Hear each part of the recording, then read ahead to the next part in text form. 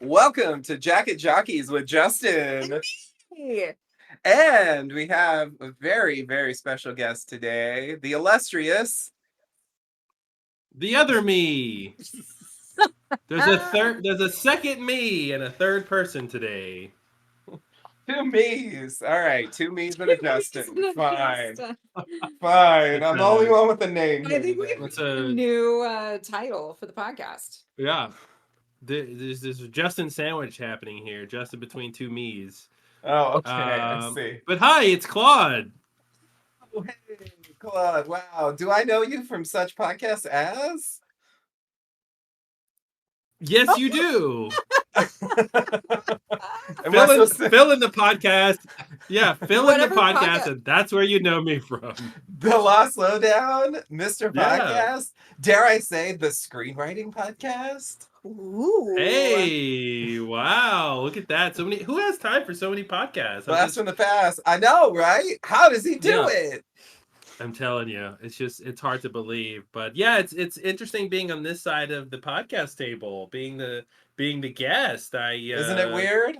It's crazy. I don't know what to do with myself. What am I supposed to talk about? That's a good question. I know, right? I'm like in the host mode, which is weird for me because I only do this like once every 50 episodes for our stuff and like that means that I probably won't do it again for like 10 years, you know? So it's just like, you know, but then when I'm on here, like I'm in that role, so I gotta like run the show and it's weird. Now you see the pressure that I was under. How you do it? I'm ready to quit right now. Well, I'm saying, what can I say? It's too much. The pressure. How did you take it? Oh my God. Yeah. Well, I cope with pills. Ah, okay. Damn, I should have taken some pills. Well, there you go. Why didn't I take some pills? By pills, I mean vitamins, ladies and gentlemen. Oh, okay. Vitamins. Right. Wholesome. How terribly wholesome. Like vitamin K? Vitamin cocaine and vitamin crack. Now in pill form. Those are some good vitamins. I like it. Yeah. Thanks, Obamacare. Yeah. Healthy. Yeah. No. You can get all that. It's just like they said. Socialized medicine. It's exactly what they feared. Let's give cocaine to our grandmothers. Yeah. All right. Yep. Fine. Grandma's on cocaine. Thanks, Obama. Yeah, they thought it was going to be death panels. It's actually just drug panels where they just give you to the drugs. It's just all drugs. But yeah, no, I'm happy to be here. I've, everyone's talking about the Jacket Jockeys out in the streets. Oh, are they? You're hearing it in the streets. Everywhere I go, it's Jacket Jockey this, Jacket Jockey that. Yeah, do you follow Jacket Jockey Talk? Jockey? Yeah, it's all over TikTok. It's like, it's so present. It's its Talk. own talk The now. Yeah, TOK. Yeah, not to be confused with that other. Oh, Jacket Talk. Jockey Talk. Yeah. Not talk, but not talk. Listen, like I'm not in the talk. Yeah, I'm not in the talk demographic. I'm in the talk demographic. Okay. So you just hear people actually moving their mouths and words come out and they are talking about Jacket Jockeys. Yeah, exactly. Talking about exactly. It's not. Got it. Yeah. So yeah, I'm happy to be here. From is a really engaging show, so it's nice to be able to kind of dive in and do the analysis, of this crazy show. So yeah. Yeah, we're pretty enthralled. It has some of what we like about Yellow Jackets, and about some other shows. We've noticed some parallels. And in this episode, even a bit more than usual. Yeah, I'm just gonna say I mentioned last podcast some fears I have about the show. Okay. And one of them being that it will just sprawl out and just keep adding kind of spooky, mysterious elements that don't necessarily cohere to what has already been established. So that is one thing that I'm looking for this season. And another thing that that I'm a little bit concerned about, and I have to say this episode is giving purgatory. So, just throwing that It's out. giving It is purgatory. Yeah. giving purgatory. Wow. You Yeah, mean I'm trying the to make idea myself sound more youthful. The idea that that they they're are in purgatory. yeah, that they're dead and they're in Yes. purgatory. Yes. Even though Tabitha is seemingly out in the real world, you're feeling like she's not really out. I just don't know. I Okay, just have some fears. So those are just some things that are going to be on my mind as I'm watching episodes and gotcha. as we're kind of running through this episode. I have only seen it once. Um Yeah, but same. yeah. Okay. I've technically seen it twice because I had to do the notes, but I was just gonna say, in my official capacity as the host here, I feel I must mention that today on Jacket Jockeys we are of course not talking about Yellow Jackets because it's not back yet, but we are rather talking about MGM Plus's critically acclaimed horror mystery drama series, maybe sci-fi, who knows? Maybe we'll find out someday. From and we'll be Woo! discussing season 3, episode 2, entitled "When We Go." Uh That is that's the title. That's what we're talking about. Anyway, I just felt yeah. like I needed to say that before Okay, we thank got you. into the It's a good weeds. it's a good title. Set the table, you know. Yeah. I'm all about setting the table, setting the stage, It all that. was a very emotional episode. And Yeah, yeah, definitely a fallout. The first episode was a big, action climax, and Hmm. major character death. I was thinking about that. Like the first season. We had Sarah's brother. What was his name? Nathan. Darrow. Nathan. Saro, yeah. We had him die. He died. I don't know if he really counts because I feel like he was barely in the show before he died. But anyway, Yeah. that's sort of like Boone dying, I guess. And then we had Father Khatri in season 2. You know, Yeah. That Yeah. was big. I feel like that's probably Kadri is probably the biggest character death we had so far. I mean, we had, Kenny's dad, of course, that was the thing. Um Hmm. but he also wasn't on the show that long before he died.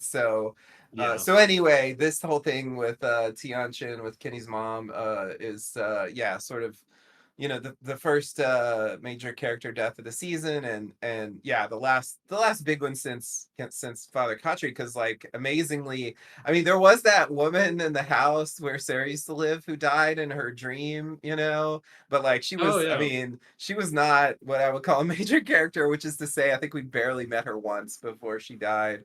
There's like a Yeah, brief they scene just introduced her so they could kill her. where Sarah And didn't goes they die into the in house. Didn't she die in some weird one-off way? Like what was? Yeah. Yeah, It was she looks like she's been attacked by a monster, but it happened in her sleep, and it That's was right. During it, in the it was afternoon. during the cicada dreams. It was the first they come for 3, except I think they actually came for 2, and then there was another thing that came for the third one that was unrelated. That's the Elgin thing. And then they came for 3 again, but this time differently. Mm-hmm. Hmm. Um Yeah. so one, Because two. Elgin didn't have okay. Elgin's thing is set different. Yeah, yeah, yeah. It He's definitely seems like it's different Yeah. based on this season. yeah. That like it's still going on, and I'm just taking it that it's disconnected from the locus and whatever the music box thing was, and all. Even though we heard the music box in the dream, but never mind that. It was just sort of trying, I think, at the time to sell it as part of the development, but actually like. You know, Hmm. it was its own thing. And we don't get anything on that in this episode, so I can only assume that's coming later in the season. Um I think they need to. Elgin's been missing in action for quite so far this season, and I feel like because he's got obviously they're setting up something's happening with the scary lady yeah. and him. But he's got some kind of connection to the place too, so I'm expecting to see more from him this season and kind of figure out how he's related. Yeah, they got a lot of things going on right now, and it's making it difficult to catch up on Yeah. some of these storylines. Yeah. People are in different places. Mm-hmm. I also the we still didn't get any, although I thought there's a scene where I thought, oh, maybe Julie's gonna say something to Sarah about what she experienced when she was, Mm-hmm. unconscious or whatever, but no, she doesn't. So we still haven't gotten a follow-up on that. And Jade, it's like the season starts back up a little bit further forward, so we don't get more information about how some of these things resolved. um but yeah, there's too much story to tell, and that's why they should be churning out more episodes for us, but all killer, no Mm-hmm. filler. I want more, and always good. More and What do better. they do two? Do they do 10 episodes a Yeah. season? Yeah, Okay. 10. Yeah. Yeah, so it's gonna wrap up in November, with the schedule they're on now.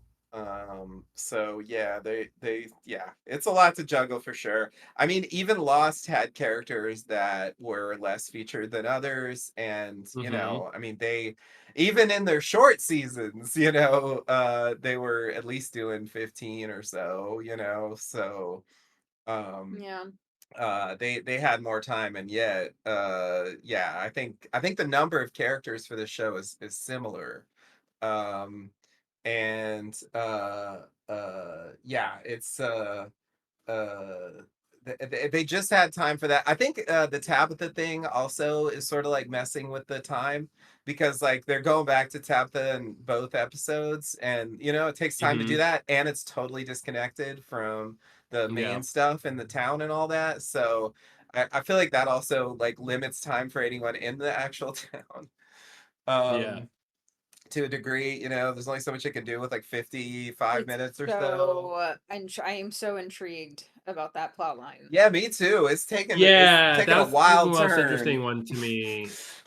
Yeah, I think I remember when they cut back to it in this episode. I was just like, "Oh yeah, yeah, this is what I want to see. Stay here." Yeah. It's like Hmm. Yeah, flipping the totally. channels, and you're like, "Wait, stay Yep. here. Let me see what this is." And Yeah. yeah, it's pretty compelling. The storyline. I thought it was going to be about her finding the mother, Victor's mother, but I don't think that's what's happening now. I thought, but and Yeah. Justin reminded me when we talked the other day that Victor did say he found his mother's body by the bottle tree, Yeah. so Right, she right. actually didn't make it out. Then we were talking about, well, maybe the sister made it out, Yeah. but the dad this entire episode didn't mention the sister at all. No, and if the sister made it Besides out, it seems like intimating that he intimated he had, obviously had two kids, but he yeah. didn't say that, oh, by the way, my grown daughter would love to hear that her Yeah. brother's alive, Right. or Exactly. something. Exactly. So there's no reason to think though that she would have gotten, if she did make it Hmm. out, that she would have gone back to her hometown. I mean, like, where might the boy in Well, if that white have bottle tree, sent? Go ahead. well, I was gonna say, does that bottle tree go to Camden, Maine always or not? It seems like they're saying it's a fixed point, No, it but wasn't the bottle tree. The No, it bottle was tree the took her to the lighthouse, and then the boy and white pushed her out of the oh, lighthouse, and that's how she ended up there. yeah. So oh, that's my right. Oh, okay. The bottle tree's supposed to take you to go save the children or Yeah, something. That's what the exactly. I mom mean, was trying that to was the do. claim, I Okay. got my Oh, that's right. doubts, but that Yeah, was the claim. let's talk more about Okay. that when we get to that Yeah, scene, that is like the penultimate scene because there's of a this lot episode, there. addressing that Yeah. issue. But my the only thing I was trying to say was that I don't think that getting pushed out of the lighthouse, you necessarily go to Camden, Maine. I think there's a specific reason for that. Yeah, But that if I the do too. sister did make it into the lighthouse and did get pushed out of the lighthouse, or somehow go from the lighthouse into the real world, she could have gotten sent to some other place that had some sort of Mm-hmm. significance, or just some other place. I mean, she could be in a mental institution or something. Mm-hmm. You know, anyway, just I'm I so mean, you'd think hoping that she'd doesn't be happen. you'd think she'd be old enough if she was found in the real world to say who she is and where she's from so she could like get reunited with her dad, Yeah. so unless she, comes out catatonic or she doesn't have a Mm-hmm. memory or what she Yeah. does say is confusing and they think she's crazy and they'll believe her. Yeah. I definitely could see her being kind of isolated in some place like a mental institution or something, and because nobody believes what she says happened and all that kind of stuff. I do think that's a little pedestrian. I would hope they would do something else, but it's surprising to me that yeah, there's that the dad didn't ask. Oh, it's is my Yeah. daughter there What about my too? daughter? Yeah, Yeah. that's why I feel Like, like and it's the she's elephant in the yeah. room, and like that makes me think it will come up, and they just didn't want to bring it up at this Mm. stage because they Well, wanted to even the focus on this mom, other right? point. Yeah, they didn't even. She didn't tell him that she knows the mom's dead, right? I don't think she mentioned Correct. that She to did him. not mention the mom. She Yeah, has only mentioned Victor. yeah, that he's alive, and so the dad should be like, "Well, where's the rest of the family and everything?" Yeah.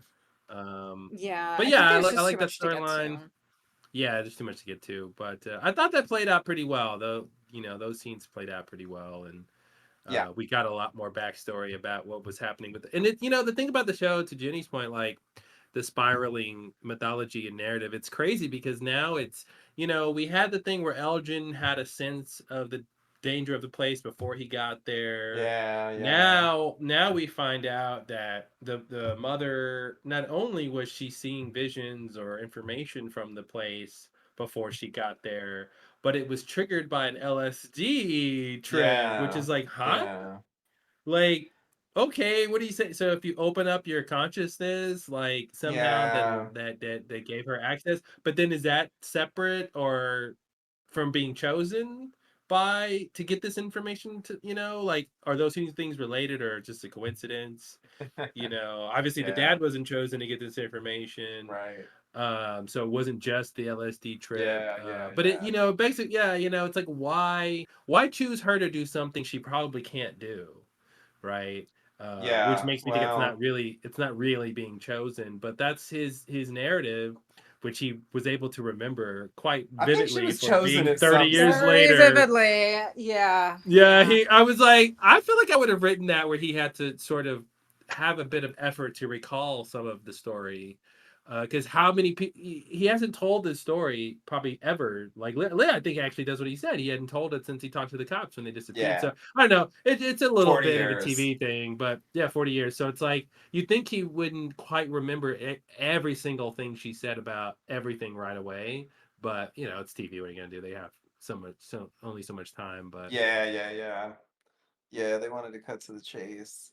Uh, hmm but I do think they were chosen in a sense. I don't know exactly what that means, but it does seem to me like something is sending the visions and that it wants something. I don't know if it's as straightforward as what he's assuming it means, Yeah. but I do think they were maybe chosen versus like targeted. I don't know exactly the right way to hmm frame that, but like I do think they were specifically getting these visions. What the purpose was, I think is pretty open. Yeah, I mean, I think a different interpretation of that is that this place is like that because of her visions. Like she made those features in the place. Like there's Mm, this idea that Sarah mentions last season that Nathan was really afraid of cicadas, and then mm. cicadas show up Okay, yeah, that we talked like about that. Yeah, yeah. So I mean, your fear is coming true. And the yeah, nursery rhyme the thing. nursery, Now, are yeah. you saying that you think that there is some kind of what do they call it, like a causality paradox Yeah, where she sees visions of, like, say for instance the diner, right? She had a painting of the diner. yeah, So the diner only exists in that place because she's going to go there and bring that yes, idea of the diner with her and it'll populate yes. in the place. Yeah, But before that she can only got there. happen before. So somehow, once she's there and now the diner's there, the information about the diner is transmitted back to the past effectively to her before she gets there. So she's seeing visions of something that doesn't really exist yet from her perspective. Well, like she's Um, hallucinating this terrible place, and then when she gets to the tree and enters this zone, she's importing mhm. these horrific visions that she already had. You know, that somehow these acid trips like give her these Mm. terrifying visions, and then they become manifest when she Well, arrives in this place. well, you bring up an interesting point because you could theorize that none of that stuff, the buildings, the boy in white, the kids, existed at all until she had an acid trip, and everything she painted had nothing to do with that place. She was not getting any influence from a supernatural force. She just was having the effects of an acid trip Right. and She painted what she created it. saw. Yeah, Yeah. it's just fiction. It's just visual fiction. And then, but then when she goes to the place like everybody else, randomly or being targeted, then now she brings in all those things that was from her acid trip. So that the Yeah. acid didn't make a connection between her and the place. It's sort of a separate thing. It just was it was just part of her Right. psyche by the time that she goes into the Right. from place. That's Right. So interesting. there's Yeah. so I don't know which way when I was watching this episode I was thinking, which one of these versions of explanation for what happened with the father shares, which one of these seems more plausible to me. And I don't know. hmm I don't know which one I think is more I plausible. I feel like the show is doing an anti-loss thing. Jack Bender's I don't know if he's show running, but but he's directing and writing, I think, on this show. So and he's a lost guy. I feel like they're doing like this anti-loss thing where they are like doing their storytelling in a way where it wants us to make connections that aren't really there. Yeah, well, I guess Lost did that too. But Definitely. in a way that Lost didn't do. And I feel like I see examples of that where you think the story's going to go in a certain direction, or you think, we talked, Justin and I were talking the other day about like you see two things get introduced at the same time and they seem related, but then actually they're not. So my point is, like, I guess to give an example, it kind of makes me think that like we see an example of Elgin getting a vision of the place before he gets there. And then now we get this storyline with the mother, which seems to suggest And she the got boy in visions white, of the by the way. place. He saw the boy in white, which she also saw. Oh, okay, So good point. And throw so that in. like they're seeing that she's seeing visions of the place before she gets there. But it could be that this example actually doesn't relate to what Elgin is, that she just had a bad trip and then brought these things in there. Yeah, But I yeah, don't know. the boy in white is a specific thing, Yeah. to but it could be that he only exists because she, imagined him. It But it could makes me be. wonder, like, can't you just imagine a rescue then? Like, what if your worst fear is getting rescued? Come on. Like, your worst fear is like SEAL Team 6 shows up with a helicopter and like I wonder if the characters will get to a place where they can use the mechanics of the world to their advantage. If it's like, oh, it brings our worst fear to life. Well, I fear having all the food we can eat. Or like Uh-huh. is the and then the evil's like, oh God, they figured us out. Like we got to do what they fear, regardless of if it helps them or not. I don't know. That'd be silly, but I just wonder if like they can figure out any rules that they can actually like Yeah. leverage. Yeah. I don't know. I think the test for your theory is the Civil War soldiers. Like, were there really Civil War soldiers there, or is that just some fabrication? You Mm-hmm. know, because if the Civil War soldiers were really there, then I think she didn't make the place. But and then Yeah. also, I guess the other point would be that when they arrived, um, Victor's mother, Victor, his sister, there were people there, right? And like Mm-hmm. I would think those buildings, the diner, the church, what we see, Colony House, in the paintings, I wouldn't think those just Yeah. manifested like recently. Mm-hmm. I don't know, or if they did, I think they would have been told that, you know. And I mean, I know Victor hides a lot of stuff, but I think he would mention if like But it could be a thing buildings. where, yeah, but it could be a thing where, it's they're driving or whatever. There's a big tree in the road, and then they see the circle. They're in the entrance of the place. They see the bird circling. Like it could have been at that moment that the buildings get manifested. But it could be a time dilation thing where, it doesn't matter when you enter. The manifestations could happen, in the Oh, past, flash sideways kind of thing. It's relatively, always there is no now here. yeah, yeah, yeah, exactly. Especially with the father's description from the mother of saying like, and we talked about this too, like this place is like everywhere. It's like the Except that upside can't work. down. That can't work because they've already. I mean, with Victor, the time passing matches up with Marielle and Christy. The time passing matched up.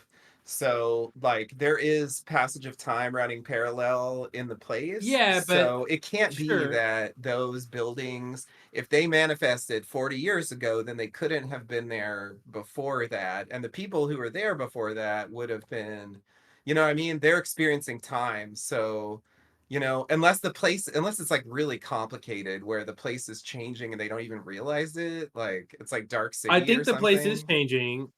I do think the place is changing and is changeable. But I mean, I guess to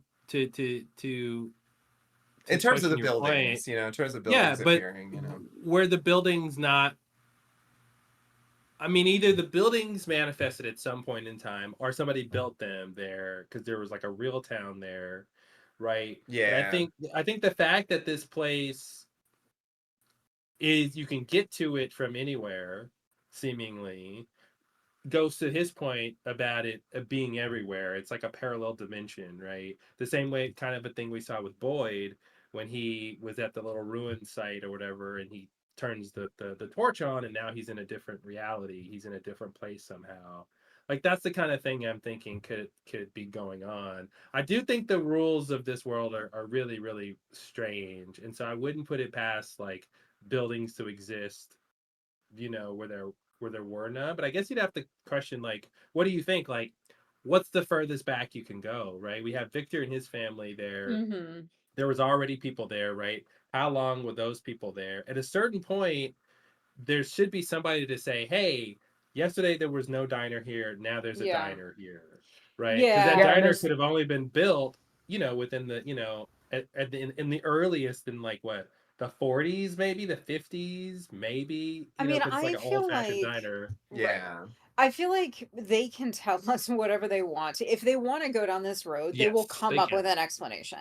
And I Yeah. already think I think the layout of this place is already kind of confusing. Like we have this Mm-hmm. old settlement that they discovered last time.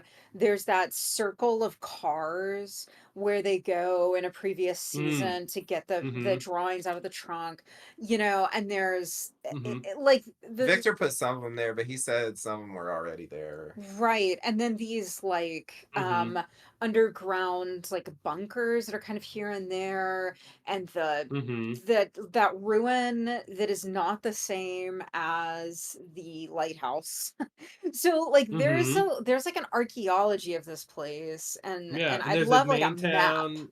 There's the main town, right? There's buildings in the main, but then there's the house on the hill for some reason that's by itself, Mm-hmm. which doesn't make sense. And so it's a strange little layout, um, and it could just be a construct, like in Star Trek where when anybody goes to the Q continuum, right? They see a metaphorical construct because humans Mm, can't really see the continuum the way Qs can. So right. it could just be that this is just some sort of construct, right? Because obviously physics isn't playing out, right? The monsters get shot, they don't die. Like it's, there's weird Yeah.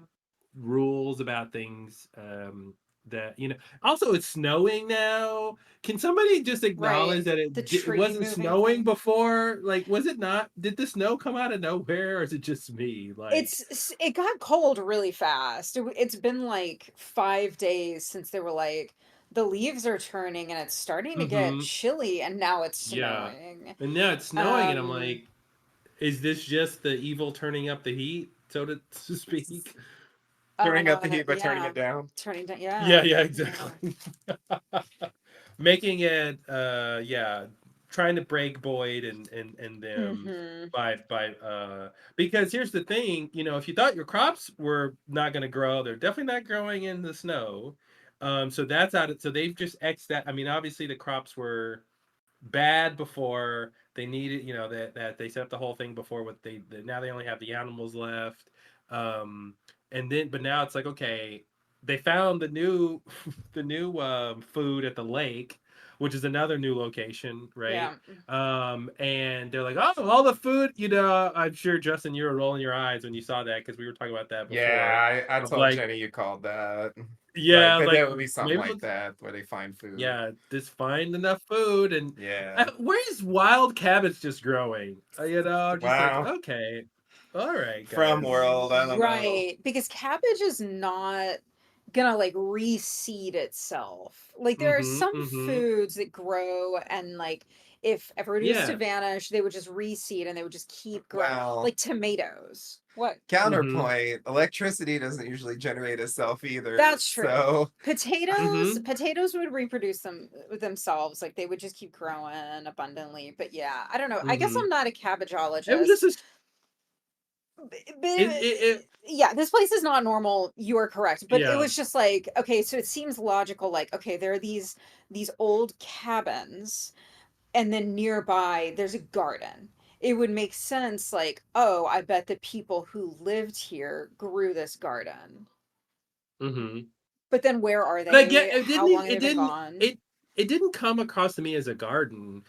And no, he just was like, it's growing all along the lake. It made it seem like it was just a natural occurring vegetation. They just got lucky. But I I, mean, your point makes is more cabbage logical does that not just show up like that. This is like a perfect cabbage like you get in the supermarket. That is it was not. definitely a supermarket I am a cabbage. home gardener. Well, That that's is why. not. I mean, that's But where they that's my bought point. it. Well, that's my yeah, right. So, you know. Crop The error. production Yeah, yeah. team. But that's my point, is that I thought, it made it seem like that the world just manifested this Yeah, food. yeah. It didn't really just grow Yeah, okay, there. yeah. Like their version of a supply drop. Exactly. Yeah, We Yeah, need it pretty because much. yeah. I am a believer in the thematic premise here that they set up, that this place wants to feed on their hope, right? And that Uh, it never wants them to, it's like a carrot and a stick almost, right? It's like it never wants you to catch up to the thing you're trying to accomplish. It wants to keep yeah. pushing the goalpost, but it doesn't want to push it so far away that you say, well, we can never get there, we can never do it. They always need to come up with a plan, and so that they can have as much hope as possible.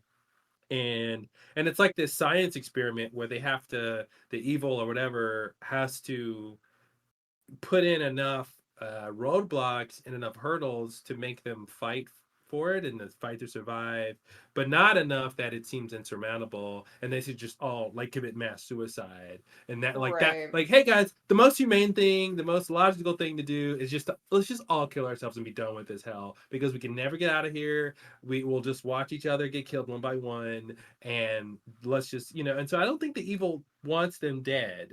It wants to feed off of them, or be entertained by them or something. I wonder if in the end we're gonna have, kind of following up on that point, if in the end there's gonna be a satisfactory explanation for why there was such a long period of stability before the pilot. Mm-hmm. Because we see him writing on the chalkboard, it's like 70 days That's a good without point. incident or Yeah, something. that's a good point, that there was a really long time. I mean, I guess the catalyst was Jim and his family coming, Yeah. sort Yeah. of was the big And catalyst. Jade and whoever that guy was with Yeah, Jade. Jaden. That Yeah, other yeah, guy. Another yeah. character who Those died in people. season one Yeah. without much Yeah. build up. Mm-hmm. Yeah, yeah, that's interesting. I wonder about that. Anyhow, should we Yeah, Okay. yeah. should we dive in? Um, yeah, you ready? You ready to do these Oh, scenes? All right. scene it up. So we'll just go scene by scene here as usual. Are we So going like every odd scene first? Yeah. Yeah. I'm gonna start We're with the gonna odd skip. scene. So scene 1, then we'll do Okay. scene 3 and 5, Okay. and then then we'll come back and Haven't We'll you come back and do listened two. do to the Jack 4. and Jockeys? That's how we always do it. Yeah. You know you were a mega Okay. fan. You said you were a Yeah. fan. I didn't say that. I said everyone's talking about it. Ah, He said he's everybody never but heard you. it, so I don't think he can be a Got it. mega fan. You've been going around asking people, so hey, this Jack and Jockeys thing, you know about it? Can you tell me just enough about it? I listen. I go to Starbucks. I hear jacket jockeys, Jackie jockeys. Jackie, I go to the grocery store. I hear jacket jockeys. Yeah. Yikes. Is it So like little children in bad bald caps and like freaky eyeliner? Ankui. What's the word they say? That's it, Ankui. Or Ankui. On Yep, Cooey. that's I it. I had to turn the captions on. I was like, what word are they saying? And of course, it's I don't Ain't know no what word Yeah, word. that weren't you really? You is. found it illuminating. But I keep oh, I waiting for forgot. that word to show back up. It's gonna. It It's will. gonna, yeah. I was wondering, Justin, did you do any analysis? Like, did you, you're an expert at, backwards phonetics. So did you see what Yeah. that He word might be recorded it and backwards? he played it Oh. backwards at fast speed and slow speed. He did all the anagrams for it, Yeah, and then that's what I'm wondering. he did it all over again on acid. Yucca. But ever since then, keeps seeing those kids. He's Can't get rid of painting them. all the time. It's pretty disruptive. Mm-hmm. Yeah. He's in a trance now trying to figure it Iuk. out. I know. Iuka. It doesn't sound like anything to Yuka. me. All right. What is it? Well, What? Iuka, Okay. something like that. That's yeah. I don't buy that shit. I don't Hmm. I'm not here for the anagrams and the backward stuff and yeah. Well, listen, you have to you have to see at least if there's something happening there. It's Fair like red enough. rum. Hey, you got a But mirror, then you know what it see, says. that's actually an excellent example of how if it's important, they'll let you know. But when? When But when? No, I do feel we'll learn what it means. I'm not 100% sure that it's like a backwards thing, but I wouldn't be surprised if it's some kind of I want it to mean code. like you can't help us. Don't try. oh, yeah. Oh I want Like it to be it's an anagram for they were dead the whole time. yeah. We're dead. You're dead. Everyone's dead. On Kui. All right, on to the On, On episode. on Kui. cooing. On On Cooey, let's Um, go. all right. Um, okay, so we open up on Jade sitting in the bar with Victor and the goats and sheep that they let in the there high point of Justin's episode. during the whole incident with the animals being let out by the monsters. They're nibbling on the little sculpture that he made to, I guess, portray the symbol that he saw in the cave, or maybe it's the I forget what they called it. I put it in here. Anyway, whatever. They called it something else. Anyway, and then Jade wants to go out and see what happened. It's the next morning. So he goes out and he finds Boyd in a barn, tied up with Tian Chen dead, and Boyd's repeating something to himself in Cantonese that may come back later. Jade uncuffs him, and Boyd goes over and apologizes to Tian Chen in an agonized fashion, and that's how we open things up here. Yeah. Okay. Yeah. It's intense. It's an intense start. Mm-hmm. And you know, Jade has this connection to Tian Shen. He doesn't have a lot of connections to people in this place, but yeah, yeah, it's a tough one. Yeah, Yeah. I was just gonna say, in this scene, one of the things I thought was interesting is where we come back to from the, we come to the aftermath of her being killed. I thought we would see more of that from where we left off in the previous episode. But it was interesting that they kind of just skipped over that and got to they the show a bit end, of and it then later. Yeah, they sort do of show some the more like some flashback. More flashes than what of we saw in the previous episode, for sure. Yeah. yeah. But I thought it So was. I guess I was waiting for the end of her torture and for them to say something to him like, "Are you broken yet?" Or oh "There's gonna be yeah, more. yeah. This is just the start." Or Yeah, we don't see I guess how I it was wondering. ends. Yeah, I wanted to see how it ends as far as the monster characters. And then they just left him Um, there, and yeah, there's no comment that we get to hear. So yeah, yeah. I did have to turn the captions on to see what he was saying. Because I'm like, is he speaking the Ankui language now? Because I don't know Hmm. Cantonese, but No. he was apparently Same. speaking. No, No. no, no. I used to know it and I forgot it. Oh, You okay. don't use it, you Yeah, lose it. yeah. We've all been there. Maybe that's why it's in the And From I'm kidding. world. And but anyway, I thought that was interesting. I did like that. Yeah. A nice little emotional moment of him remembering her last words and just repeating Yeah. it over and over so he wouldn't forget. Yeah. Yeah. Yeah, I had a feeling it would come into play later, and indeed it does. Okay, Oh, so I was gonna say, and the goats eating Jade's Web diorama. I thing. don't know whatever. Yeah, Diorama. I guess it's not a diorama, but model of whatever. I'm assuming that means like that's sort of a dead end. Like he's not just gonna be sitting around trying to brute force figure it out mentally. Yeah. So well, I think. this episode put Tabitha back on the train of finding the kids, because I thought that they had pulled a switcheroo on us and removed her from that mission and handed it over to Jade. That's what it Mhm, felt like happened, and I thought she wasn't going to deal with that anymore. But now it seems like no, no, no, that is still a thing. The kids are still a thing, and so yeah, I think that kind of frees Jade up to do something else potentially. So he might actually not, however, I do have some, I don't know, there's still some questions about what he saw and what it means. And yeah, I don't know if they're gonna do a thing where like he doesn't find out, but like Tabitha finds out, and like we get to make mhm. the connection, even if like neither one of them knows that there's a connection there. I don't know. Um, but yeah, I agree that Jade's like doing that stuff does seem like they're, I mean, I don't know. We'll see what happens next week, but there were definitely no indication in this episode that he was like gonna be doing that Mhm. going forward. So yeah, it's open. Yeah, I just he's just not in mystery mode in this episode. He's all about Tian yeah, Shen yeah, yeah. caretaking. Yeah, which was good. I mean, where do you guys stand on the kids? Like I feel like it's at the risk of being wrong. I just feel like the kids are not savable.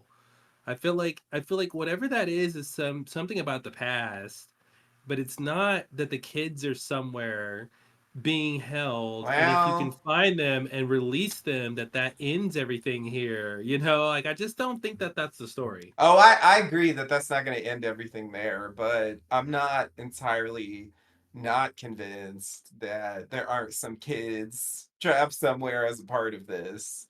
I feel like that's possible, but I definitely think there's more to the story than we know. Why Yeah, doesn't the boy white go get them? Why Good doesn't he go do fucking some shit? question. I wish Like, I wish someone would grill that boy. Oh my god, that boy is up to some shit, and he's in the real world yeah, too. And it's like, what are you yeah, doing, boy?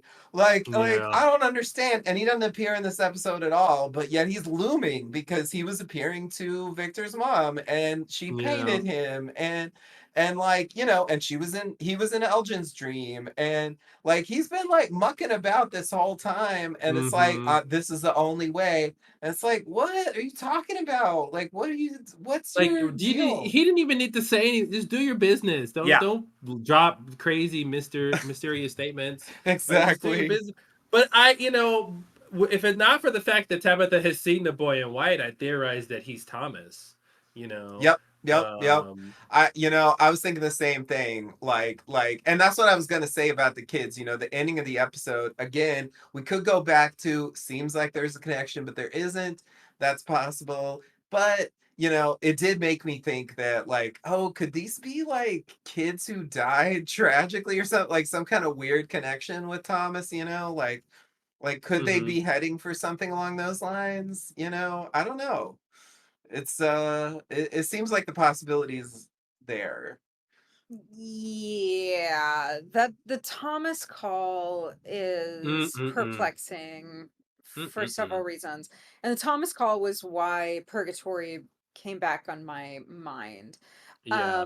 It's worth remembering that Thomas was still in diapers and a baby. Yeah, Oh, okay, I couldn't actually remember Um, how old he yeah, and he was. fell Okay. off a changing table, so he was pretty yeah, young. Oh. so the kid, the voice on the phone is certainly older than that.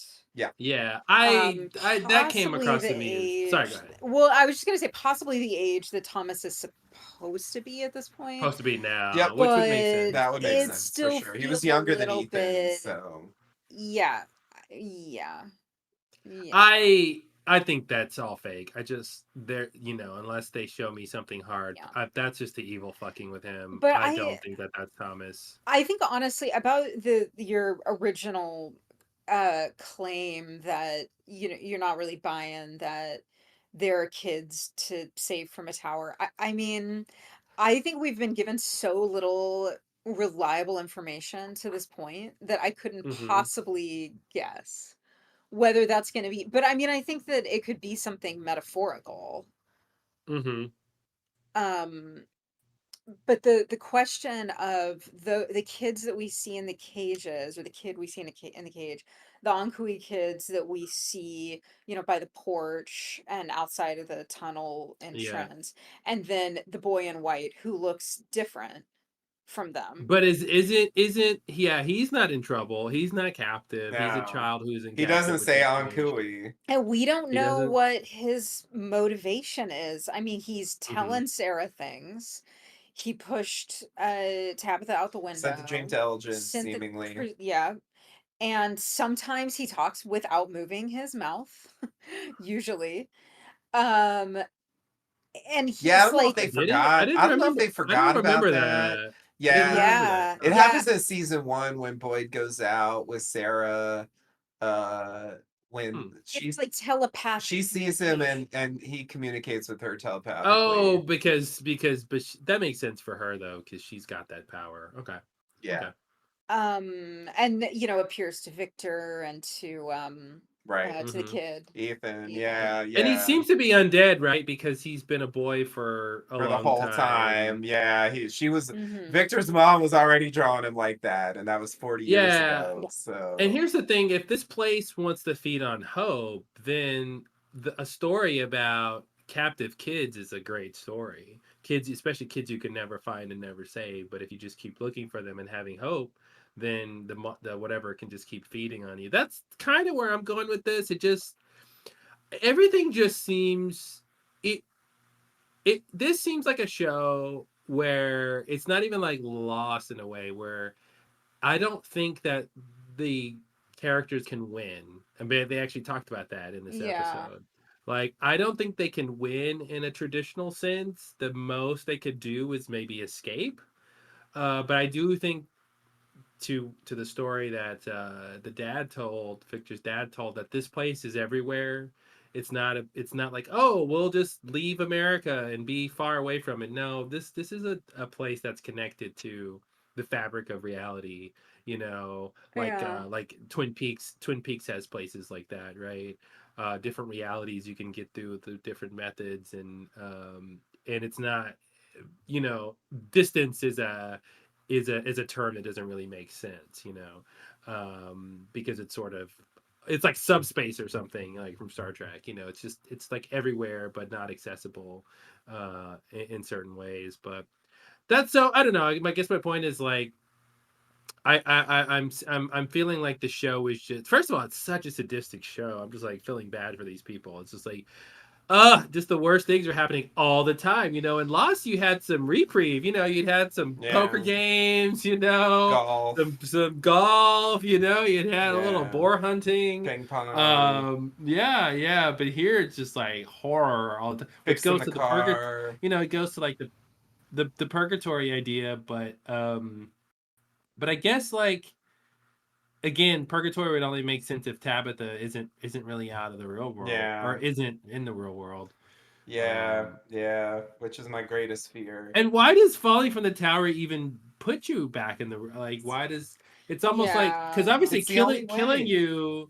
killing you doesn't put you in the real world, obviously, because there's people who have died who are Yeah, missing from the real world who died in the from world who aren't found, we presume. yeah, And and so that the most she like went unconscious when she fell, and but it's like, okay, does a bonk on the head just like put you back, just the same way that Boyd lit the torch and he instantly was somewhere else? Does a bonk on the head put you back in the real world? And and does it go both ways? If Tabitha hits her head in the real world, does she go to the from world? Yeah, that line of thinking connects back to Boyd's wife's thing of like, we Mm, just got to shoot people, we just got to kill people and then they'll be free. yeah, the Matrix thing, Um, you got to wake up from the mhm. dream. Yeah. Yeah. Okay, sorry, scene two. scene two. All Now you right. now you see why we were doing 6 hour Yeah. podcast. Yeah. Indeed, Not that you didn't indeed. know before. Yeah, you definitely. Anyway, okay. Kenny wakes up in the cabin to Jim calling from outside. Jim found some cabbage and other vegetables growing in patches all around the lake. It's enough to feed everyone, and Kenny's really happy about it. And we go into credits on that hopeful note. And the island Such eats a that lost, hope. yeah, such a lost moment of just saying, "Hey guys, look, we've got enough to Yep. fix our problem for this Yeah. moment." Yeah. Yeah. Yeah. But yeah, they're hanging on. It's weird. They heard a noise there, not clear what that What was is. that? Yeah, I Come know, We don't see right? anything on. about that. There's no, it's like the discovery of They don't even talk vegetables. about it, Yeah. It's like it's not just that we don't know what it was, it's like they don't even acknowledge And it. it was more tepid than what Boyd experienced being out there, Oh yeah, it was because completely that different like experience. yeah, and so it's such a yeah, it was so weird where those cat little cabin huts came from, who Yep. built The those. weird like Yeah. sculpture head Well, the body things. right. So it's like Yes. this thing where the discovery of the vegetables prevents us from having this debrief on those Mm-hmm. effigies, and then the arrival back to Yeah. town with the Yeah. vegetables, but then the information, the news about Tian Shen, there's not like a wait, tell us more about this place that you made it to, and Yeah. did you keep looking for Tabitha, Yeah. did you find, like none of that Mm-hmm. conversation is going to happen because it's all about this tragic death. Yeah. Yeah, yeah. Yeah, it's like they knew that that mission was going to fail, but really the point of the mission was to find this food. Yeah. Well, if Um, they were off from the beginning, Boyd said, "Look for the moss. If you don't see it in the wrong spot," and they immediately found out they were in the wrong spot, and they're like, "Well, fine, we'll stay here Let's anyway." camp And here. I'm like, "Guys, what camp in the creepy I cabins?" know. And they put way too much faith in those talisman, especially you don't know the rules, you don't know why the rules work, yeah, something but could you're just like, change. I Yeah. don't know. I put the talisman on here. It's gonna be okay. And I Yeah. did really love though that Jim realized he should not have left his children. I really appreciate that because that was a Yeah. bad call. Yeah. And I do appreciate the sort of moral back and forth of like, what am I supposed to do? My wife's out there by herself in a dangerous place. I need to go find her, but I also shouldn't leave the kids, especially, because I could die and now they're orphans in this place. My wife wouldn't want that. And even in this episode, they somebody mentioned, or I guess it was the daughter who was like, Yeah. it's okay if you feel bad that you didn't stop her from leaving because that's what they should have done. Right. But so I did appreciate that. I was thinking too, watching this episode, that like Jim, in another show, Jim would be the main character. Mm-hmm. He'd be Jack, but on this show he's Yeah. not Jack and he's not even Sawyer. He's No. sort of Jada Sawyer. relegated. Yeah, you're totally right. Jada JB Sawyer Sawyer. meets Saeed, basically. Yes, yeah. And so I find that interesting that they put him in this kind of position where he hasn't had a lot to do in terms of the mystery stuff. He's been reacting to a lot of it, but he had he talked to the guy on the radio when the storm came, and now we've got this other connection with another, voice call transmission to him from seemingly Yeah. Thomas. Yeah. Um, Yeah. so anyway, I guess my Yeah. point is, maybe he'll be getting more mythology stuff to do this season. Yeah, yeah, yeah. It definitely seems like it. He was like harping on about that voice for a while, and like no one really wanted to hear it. I mean, except for Mm-hmm. Randall, who had like his bad theory that went nowhere about a mole and stuff, which obviously could still be true if they want to do that. Who's But Randall? Oh, oh, he's Randall, the the bad shaved guy. head white guy with, yeah, Yeah, from the bus. I yeah. I mean, I think what he did with it was bad, but I think the idea that there's a mole, I mean, certainly there's some kind of surveillance or something. There's Kate, clearly surveillance is in a there a Kate? Is sense. there a Kate around? Kate's the mole. We all know that if there's a mole, So it's a Kate. so I asked this I I thought Marielle seemed kind of sus in this episode. Did you see it when you rewatched? She didn't seem suspicious to All me. What right, can I okay, say? all I right. felt like Who? she was being helpful, but Who are you talking about? base Marielle, Christie's fiance, Oh, who was okay. on drugs and stuff. Like she didn't seem suspicious to me last season, but just something about her in this episode. And I'm You know jumping what? ahead, I but agree. I mean, not that I thought anything suspicious, but when you say it, I do think there's something different about her. The way she's coming off is a little bit different. I'm so highly suspicious of this pregnancy. I was suspicious of this pregnancy last episode, and now Yeah, I'm you even should have more been. suspicious. Now I'm even more Yeah. suspicious. There's something up for Uh, sure. It's yeah, uh yeah, yeah, it's yeah. looking it's going down a weird path, which I guess was, I mean we talked about that last night. Like it's like there was two ways they could go, and yeah, they clearly Mm-hmm. went with the like, let's make it a weird pregnancy. Like we're not just gonna do a normal Mm-hmm. one. It's gonna be something going on there. And like the rotten vegetables are like nourishing it somehow. It's like, oh God, okay. I don't know Yeah, what's I going really on. love. We'll talk about it, but I love that moment. As soon as it happened, I was like, "Yes, thank you," because like it was just a cool thing on a writing level of like having that plot of the vegetables, Mm-hmm. the food going bad, and that's a fine plot, and that it raises the stakes and it gives them all this thing, issues to deal with, but like still having that actually lead into this baby plot was cool because it's like, oh, okay, now she's eating the rotten fruit, and now that's gonna play into this other storyline. So I just thought that was a nice little way that it dovetailed, to get more out of that plot point.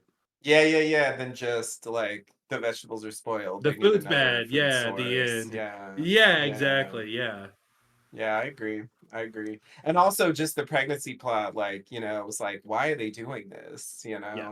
What is the point? And the fact that they're turning it into a from thing instead of just Mm-hmm. like yet another more or less standard TV pregnancy plot. hmm Um, Yeah, which makes sense. And I'm gonna tell you, we also talked about, is she gonna have a traditional pregnancy of 9 months, or is it gonna be an accelerated pregnancy, for the pace of the show, right? yeah. Because if she had to, it would take 10 years for the show to go 9 months or Yeah, whatever it is yeah, Yeah, now. yeah. yeah, So like that doesn't make any sense. So now I'm thinking like we're gonna see that baby being born by the end of the season, and I Yeah, think I I think think you're probably right. that's gonna be a suspicious baby. Let's just say I that. agree with you yeah, completely. yeah. And yeah, if once they're allowed to do that, they don't have to obey. I mean, like Star Trek did this a few times. Sometimes they'd have like a story about a baby, but there would always be some weird conceit where the baby grows really fast so they Well, yeah, could the get to baby's the half point. whatever, so their Yeah, gestation It period was a is only Jemadar the Jim baby, Hadar baby, for or the Jim example. Dar baby it's was, a yeah, Yeah. that was crazy. yeah. Oh, that was good. Yeah, that was amazing. That was a Oh, Deep crazy Space one. Nine. Oh, so good. All right. All right, Are you ready for Let's do let's it. scene go. three? I love it Okay. because we are not really talking about the scenes at all. So after the well, I mean, we talked about the food. After the credits, we go to Tabby and Camden. Tabitha wakes up on the couch as Victor's father sleeps with a gun in his hand. Mm-hmm. Apparently, she passed out on the porch. That's something that happened off screen. Tabitha Mm-hmm. tries to leave, but he makes her stay at gunpoint. He wants her to explain how she found Victor's lunchbox. She tells the story of being on a road trip and finding the tree and ending up in the town. She vaguely describes the place and the people there who had been there for a while. After Victor's father pressures her some more, yeah, but the lunchbox. She tells him that Victor gave her the lunchbox and that he's still alive and he's been stuck in the town all this time. Henry, this is Victor's dad, says the police are already on their way. He already called them. Tabitha begs him not to bring the police. Henry refuses, and Tabitha says she knows how to prove that she's not lying.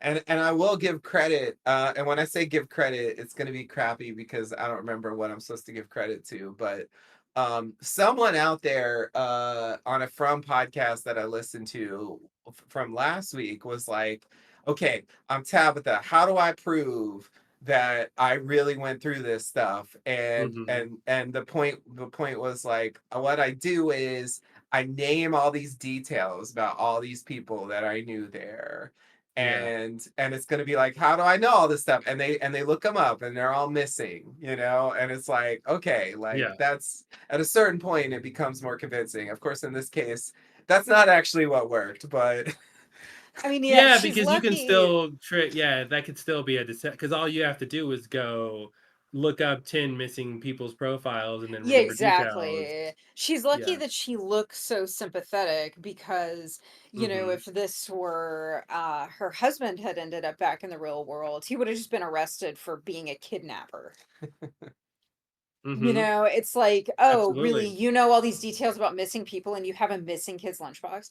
But one thing I liked about this Mm-hmm. scene was that it invited me for the first time to really think about um the father as a father who had gone through the disappearance Mm-hmm. of his children and Mm-hmm. wife and what that might have been like, and then to see the lunchbox, just how Yeah. uh triggering that would be. um Yep. yeah, like your family goes missing. Of course, we're only talking about the Yeah, one, well, but not only that, but goes missing after your wife has been in the thralls of mental health issues, right. that might have feelings about in terms of how you helped her or didn't, or what you were able to do, or how seriously you took it or whatever. I thought that was, yeah, for such a, the two scenes he's been in, Yeah. like he that storyline and the actor, there was a lot of sympathy and empathy there for his situation. And yeah, like you said, losing your family out of the blue, and all of a sudden you see something from your child from 40 years ago, that this random lady has, and you assume someone took your kids, you killed your wife and yeah, children Right. or abducted them. So if you see something that links, you're like, well, this, having no clues for 40 years, right? No idea. So that's a huge thing. I thought they did a good job with, like, we've seen scenes like this before, right? Where like one character needs to convince another character of something that's hard to imagine. We know a lot more about the situation than even the first character does, let alone the second character. How, and then so there's this, like, tediousness that can happen in those scenes, right? Where it's because it's like she's Yeah. gonna basically be saying stuff that we already know, which is boring for the audience, but yeah, we want to see what she can say to convince him, and back and forth. And so I just thought they did a good job with, like, making what she says and what he said reasonable and realistic, with enough information that's interesting for the audience, but not, even though, I liked where she started. Well, it all started one day on a road trip. Like, I liked Yeah. how she was going bit by bit to get to the craziness, right? and also because she doesn't know what to as we saw, she doesn't know what she's would be able to say that might resonate with him, right? So even like if she said, oh, there's a log in the road and a circle of birds, like that could have been significant. She wouldn't have known that, True. right? He's, oh, my wife had a dream about, whatever, but Yeah. obviously for this it was the kids, right? It was, she got to Yeah. the detail about the kids and the tower, and then he was like, okay, now that's something. And so I like that he was skeptical in a reasonable way, but also didn't discount, or was willing to believe her at a certain point without it going too far of like, whatever you say, I just won't ever believe you, because he's like in denial about it or something. Right. Yeah, yeah, yeah, yeah. Yeah, he was able to be convinced. Yeah. So it wasn't that frustrating thing that happens sometimes in stories like that. Mm-hmm. I was Mm-hmm. worried we were gonna get that, and then Tabitha goes to jail, and now we gotta like, you Mm-hmm. know, it's like okay, this is gonna be a whole thing. But yeah, I was kind of glad it didn't go down that road, and that we got to actually an interesting point more quickly, which goes along with like the pace of the show being quite rapid. Absolutely, yeah. I thought maybe she would be like, "Here, call my mom. She'll tell you I've been missing." But it's like Yeah, yeah, yeah. that's not that convincing. It could be anybody on the other You could line, just but get someone to, yeah, yeah, exactly. Yeah. yeah. Yeah, there's always a way out. All right, so are you ready to go on Let's do from it. here? Mm-hmm. All right. So we're back in the town. Sarah comes into the infirmary and tells Christy that Tian Chen died. Christy is hostile to Sarah because, see season one, but takes in the news. Sarah leaves. Mariella asks what it was. Christy says Kitty's mom died. Fairly Mm-hmm. straightforward scene there. Yeah. I think, I don't Yeah. know, Yeah. Yeah. I comments, was just questions, thinking like concerns. Sarah, man, how long is it going to take before people just move on from being pissed at Sarah? I think this is happening now. I think she's on a, what do they call it? Rehabilitation. What do they call it? Yeah. Uh, Public Reintegration. rehabilitation. Something when you rehab your public image. Yeah, something like that. Oh, Mhm. okay. Because she's being helpful to everybody. She's being gentle and sweet and Yeah. Yeah. kind, and I think and it's giving me a lot of sympathy. I remember some combination of her character and the actress I didn't like in the beginning. Like it was fine, but it was kind of like, I feel like I've seen that type of character and that type of actor before, and they're usually in these kind of roles that are a little tedious sometimes. And I think her character Yeah. had that for a while, even though she was interesting because she was plugged into the bigger picture. But it was like I wasn't happy to, wasn't enjoying her presence on her own. But I feel like now, like after everything that's happened, I'm like, she's gotten a lot of sympathy from me, and now I'm like, I'm happy when she shows up. Like I were in this episode, every time she showed up, I was like, oh, Sarah's here. Okay, cool. Yeah, yeah, Yeah. It's feeling different than before. yeah, Yeah. yeah, yeah, yeah.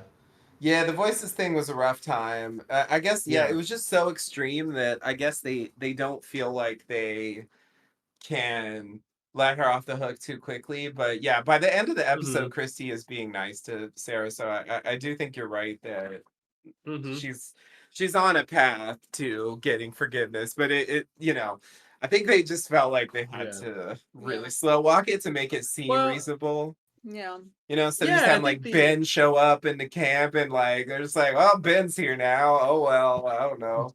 Ah, well, the other thing too is I think a lot of the characters needed time to experience the other horrors of this place to get more sympathy for her, because Yeah. she went through such a unique experience, to say that she was, to try to convince people that she was hearing voices that told her to do that. It's hard to believe, even though they know this place is crazy. But I think the more that everybody keeps seeing and experiencing the unexpected and the improbable and the horror, like they're like, oh, okay, Christy, we get it, girl. Got it. Yeah. Like, how can we blame you? Like, yeah, whatever happened to you was real. And how could you not have succumbed to whatever craziness? Because we're all dealing with like some like this horror. So I think that Yeah. also, I think that just the passage of time and more crazy stuff happening is giving her character, like you said, Justin, like brought it more down to the median of all the craziness that's been going on. Yeah, I just was sort of thinking about it in terms of the scene later in the episode when Julie goes up to her and is like, I don't, oh, and basically it's about the fact that Mm-hmm. she's still marginalized and that she can't even go to the funeral of Tian Shen, who she was close with. She worked for her, but she Mm-hmm. won't be welcome there Mm-hmm. because she facilitated the killing of her Mm-hmm. husband. Yeah. Yeah. And it's just a really sad thing and kind of a, yeah. It's Mm-hmm. taking long. Her rehabilitation is taking longer than I expected, I guess is part of what I mean. And it goes further in Yeah. this episode, but then in the end, she's still not, you know, welcome at the funeral. Mm-hmm. So, but Yeah. yeah, she's a sad character. She's a sad Even if she character. did make questionable choices. But yeah, I mean, the place got to her. Mm-hmm.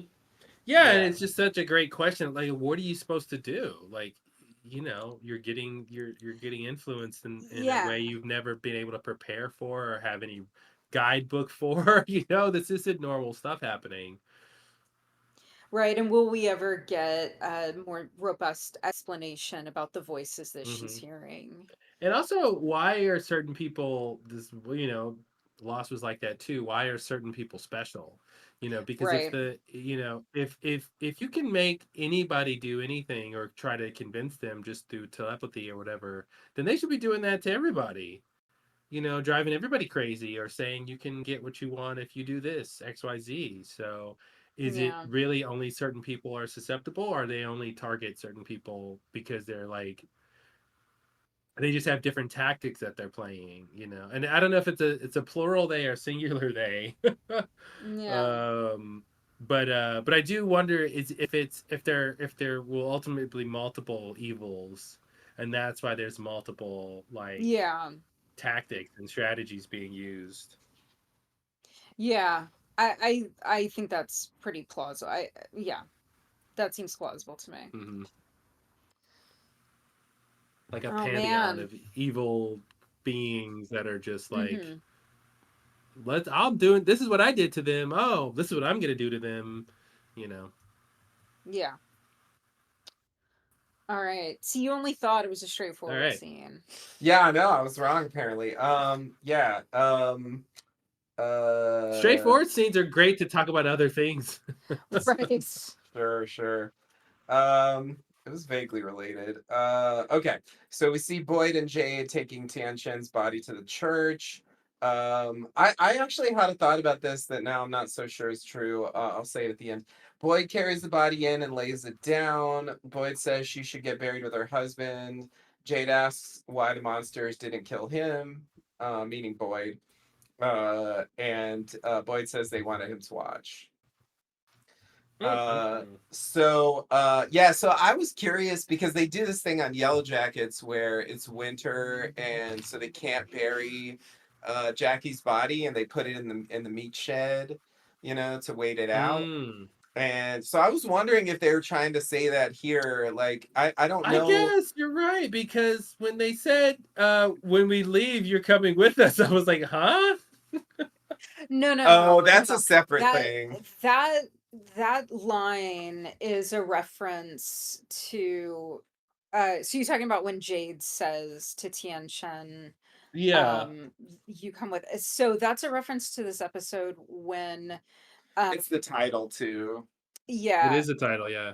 yeah, so the episode in a previous season when the tower is going up and they think they're going to get rescued, Tian Shen is at her altar to her husband, and there's this really emotional scene where Jade tells her about his grandmother and living with his grandmother in France, and she passes away and then he has to go back to the United States. Mm. Um and because he thinks that, that Tian Shen is sad about the prospect of leaving this place where her husband is buried. And Tian Shen says Ah, to him, when we leave, our loved ones go with us. So that's what that, okay. yeah. Yeah, so I think he was referencing that as so it's more metaphorical. I don't think he's Yeah, actually saying it's a they're gonna In take her figurative spirit, body. line. Yeah. Yeah. I Yeah. was like, okay, good luck Yeah. with That was that. my first thought Where too, are you but I gonna forgot bury about her? that line. Yeah, go back and Yeah. rewatch that Okay. scene. It will have a different emotional It's definitely impact when you remember what that. they're referencing. It was clear the Um, second I see. time. I just yeah, the Yeah, first yeah. time I No, that didn't makes catch the sense. point. Um That makes so sense. yeah, I'm not sure yeah, I if don't know. I feel like the ground can't be that hard yet. I think we're gonna see Hmm. that they are burying her in the ground. I don't because think it's they want just to. they Yeah, never showed this before, you know. They never showed like a body being taken to like the a funeral at church a and then church. they have like a I was surprised. service, you know, and I wasn't Well, it's the sure if it first Yeah, time they was did I any. go ahead. It was the first time they did any the mortuary. You know the what do they call it? There's a word for it Yeah, when you like fix trying up to a make the body body. the look 6 feet under better. Yeah. stuff. Yeah. Yeah, yeah, yeah. I forgot what they call that. Oh man, what do they call that? I don't know. Yeah, I mean mortuary services. I feel like that's right. Okay. There's I not mean, like there a it's word. not like embalming, you Yeah, know. it's not embalming. Yeah, I thought Um, there was a word to describe it. Anyway, but yeah, I was surprised that they did that whole thing. I didn't. I thought we'd see a scene, with her in the ground, and they'd have people gathered around like that kind of thing. yeah, I feel like this was just because of her significance to Yeah. the community, but also to Kenny. Like the fact that Yep. now I don't remember what they did for Kenny's father, but yeah, I don't read anything into that besides like they had to do Yeah. the like making up the body because of Kenny's request to Christy and Yeah, well, that's definitely true. But Mm-hmm. they already took their. That's what they're doing in the scene is taking it to the church. So they're already planning to do something with the church and the yeah. body. You know, so it was just weird to me because that's not been a precedent in the show ever, and so it could just be that she Yeah. worked at the diner, so she knew everyone. I mean, I feel like the implication is that they would have a little service for people who died there. They didn't just take them directly into a pit. We just Yeah, haven't seen it yeah, before. yeah, yeah. Fair enough. It's just I'm just Mm-hmm. saying like it stood Yeah. out for Yeah. that reason. It makes sense that they would do something. I don't really object to it or anything. Okay. Well, stop objecting. Sorry, I'm not objecting over here. No. So, all right. Yeah, you ready for Let's do more it. stuff? Okay. So Scene four. outside yeah, yeah, we're Barreling through. still on page one here. Outside the church, there's a crowd waiting. As Boyd walks out, he is haunted by memories of what happened. And then Donna runs up and asks if, quote, it's true. Um, presumably meaning the Yeah. obvious. Um, Yeah. okay, Oh, Donna. so I know, classic Donna. Um, comments? Do you wanna, or shall I just Let's keep we, going. This is just we're a gonna have transition. more. We're gonna have Yeah. more Yeah. Donna This is later. just a Yeah. transition. Let's. Okay. All right. So Yeah. Let's keep going. Julie comforts Ethan about Tianchen. Ethan is refusing to accept it. He wants to bring her a blanket. Victor comes in and Julie asks him for help, but he says he has to go and tries to leave in a hurry. Before he leaves, he yells at Ethan that she's dead and bad things happen here and blah, blah, blah. He has a pretty extreme reaction. Yeah, he says it's not my fault you didn't believe me. I thought that was an interesting line. Bad things I happen thought here. It's his not my fault you didn't believe me. yeah, I thought that was an interesting exchange. Like I didn't think that's what Victor thought was happening with Ethan this whole time, that he was refusing to believe that bad things I thought Ethan actually accepted that bad things happened there. I thought at Yeah, some point.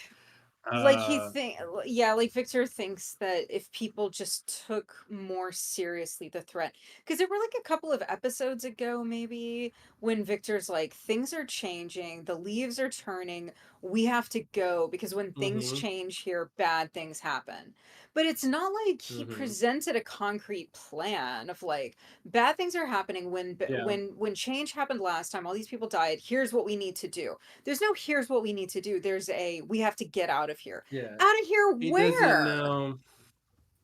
Yeah, he doesn't, and that's the thing is Victor is still a child, Yeah. and like mentally, right? And so, yeah, he doesn't have any ideas of what to do, But I thought that line was interesting that he was upset at Ethan for being really for Ethan being a child, and I think that's Yeah. probably what his frustration was coming from. That like, hey, Yeah, I went through the same definitely. thing, I went you through know this. Yeah. yeah, yeah, yeah. And I told you, I tried to warn you, and you didn't believe. But it's like you can't, you have to find your own reason to come to that conclusion, right?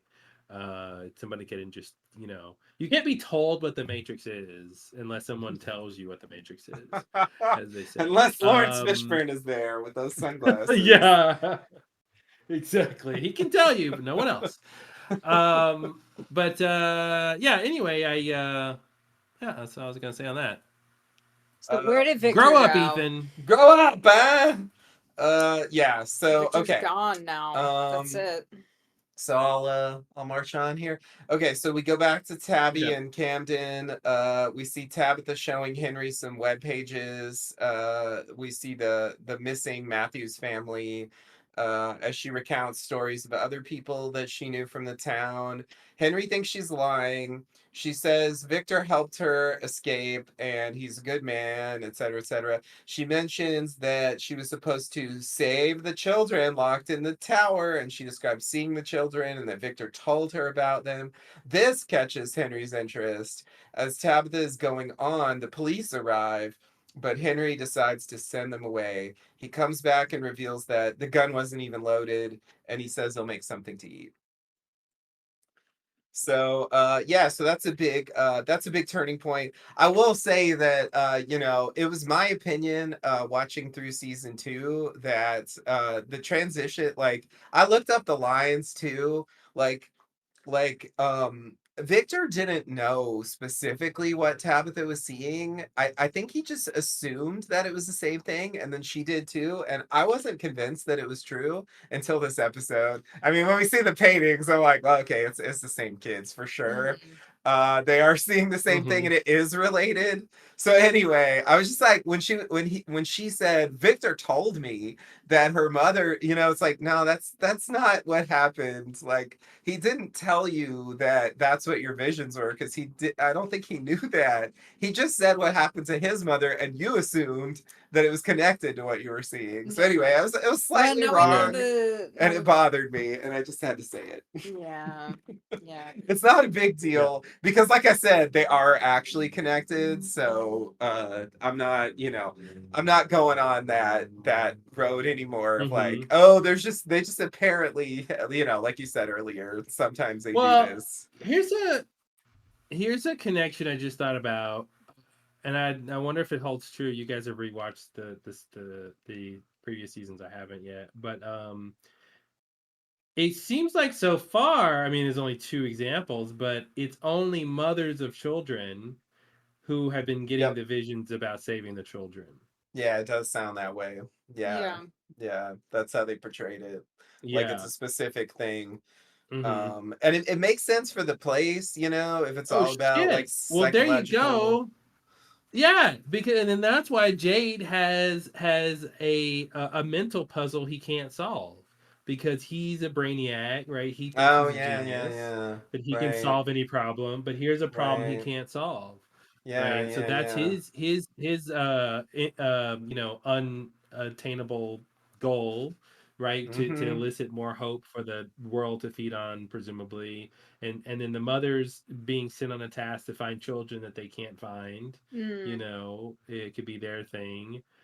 Boyd's thing seems to be like, Boyd and Donna seem to, not that hers has been as specific as other characters, but like it's like their task is to try to hold things together, hold the Mm-hmm. town together, and hold everybody together. Yeah, yeah. But I do wonder, yeah, if there's way to, if it's clear that everyone's getting a specific sort of hope fear kind of mission or something. Hmm. At least a few of them have. Like Sarah, like what would Sarah's version be of that? You know, Well, the hope must be that you'll go home, because that was the promise. mm-hmm, If you do what we mm-hmm, Yeah. say, then you'll all go home. So that was the mm-hmm. hope thing, at least in Yeah. that case. With her thing, there's this backstory that I keep expecting them to flesh out about how she was in this bad situation and her brother had come to rescue her from it, basically. And that idea that she hadn't really been living her own life and now she's Mm. stuck in this place. Okay, So yeah, I was wondering. Yeah, okay. I feel like they're gonna give us some more about that, but was expecting it like 2 seasons ago. Yeah, it is weird that it's been this long. And the Mm-hmm. voices thing did change, and it did bother me initially, the way that was like Yeah. handled and then kind of dropped. But now that sort of more in the world has developed, it seems less strange to me, because the place does like throw stuff at them and then stop and then do another Yeah. thing. And then, Mm-hmm. so it's like Mm-hmm. Sarah's voices were one of their things that they did, and then Yeah. they just They're done with stopped. that They're now. done Yeah, with yeah, that. yeah. Exactly. Yeah, that's how it comes off. Yeah. So anyway, um okay, yeah, so yeah, this is the big turning point, Mm-hmm. where, she finally says the thing where it's like, okay, children in the tower, that's weird. I will actually believe you, or start to believe you, and send the police Yeah. away. And this gets us to the next stage. So it's definitely a big turning point Yeah. scene. I was Yeah. gonna say two things that little small things. One is that him talking, knowing the first name of the cop who showed up, I thought was interesting, right? So it was like, is it this small of a town that you know your local police officers, or has he had run in with the cops before? Well, I as a very small since you said it, I wasn't gonna say this, but you said it, so now I gotta say it. Oh So no! I win so the prize of hearing what you have to say. lucky you. So when the cops come to the door, like it's kind of faint, but if you turn on the subtitles and you hear the exchange he has, it's clear that they know Yeah, him. They use him, yeah, they they call know him him. by his first name. And Yeah. so yeah, it comes off to me like yeah, like I guess either the place is small enough, or he's just like friendly with the police department. I don't know. Like something. My assumption was it was a I, combination of the fact that it's a small enough town and that it's pretty infamous that his family disappeared. He alludes later in the episode to the fact that there were people who thought that he killed them, hmm. that he killed But his but but family. but Yeah.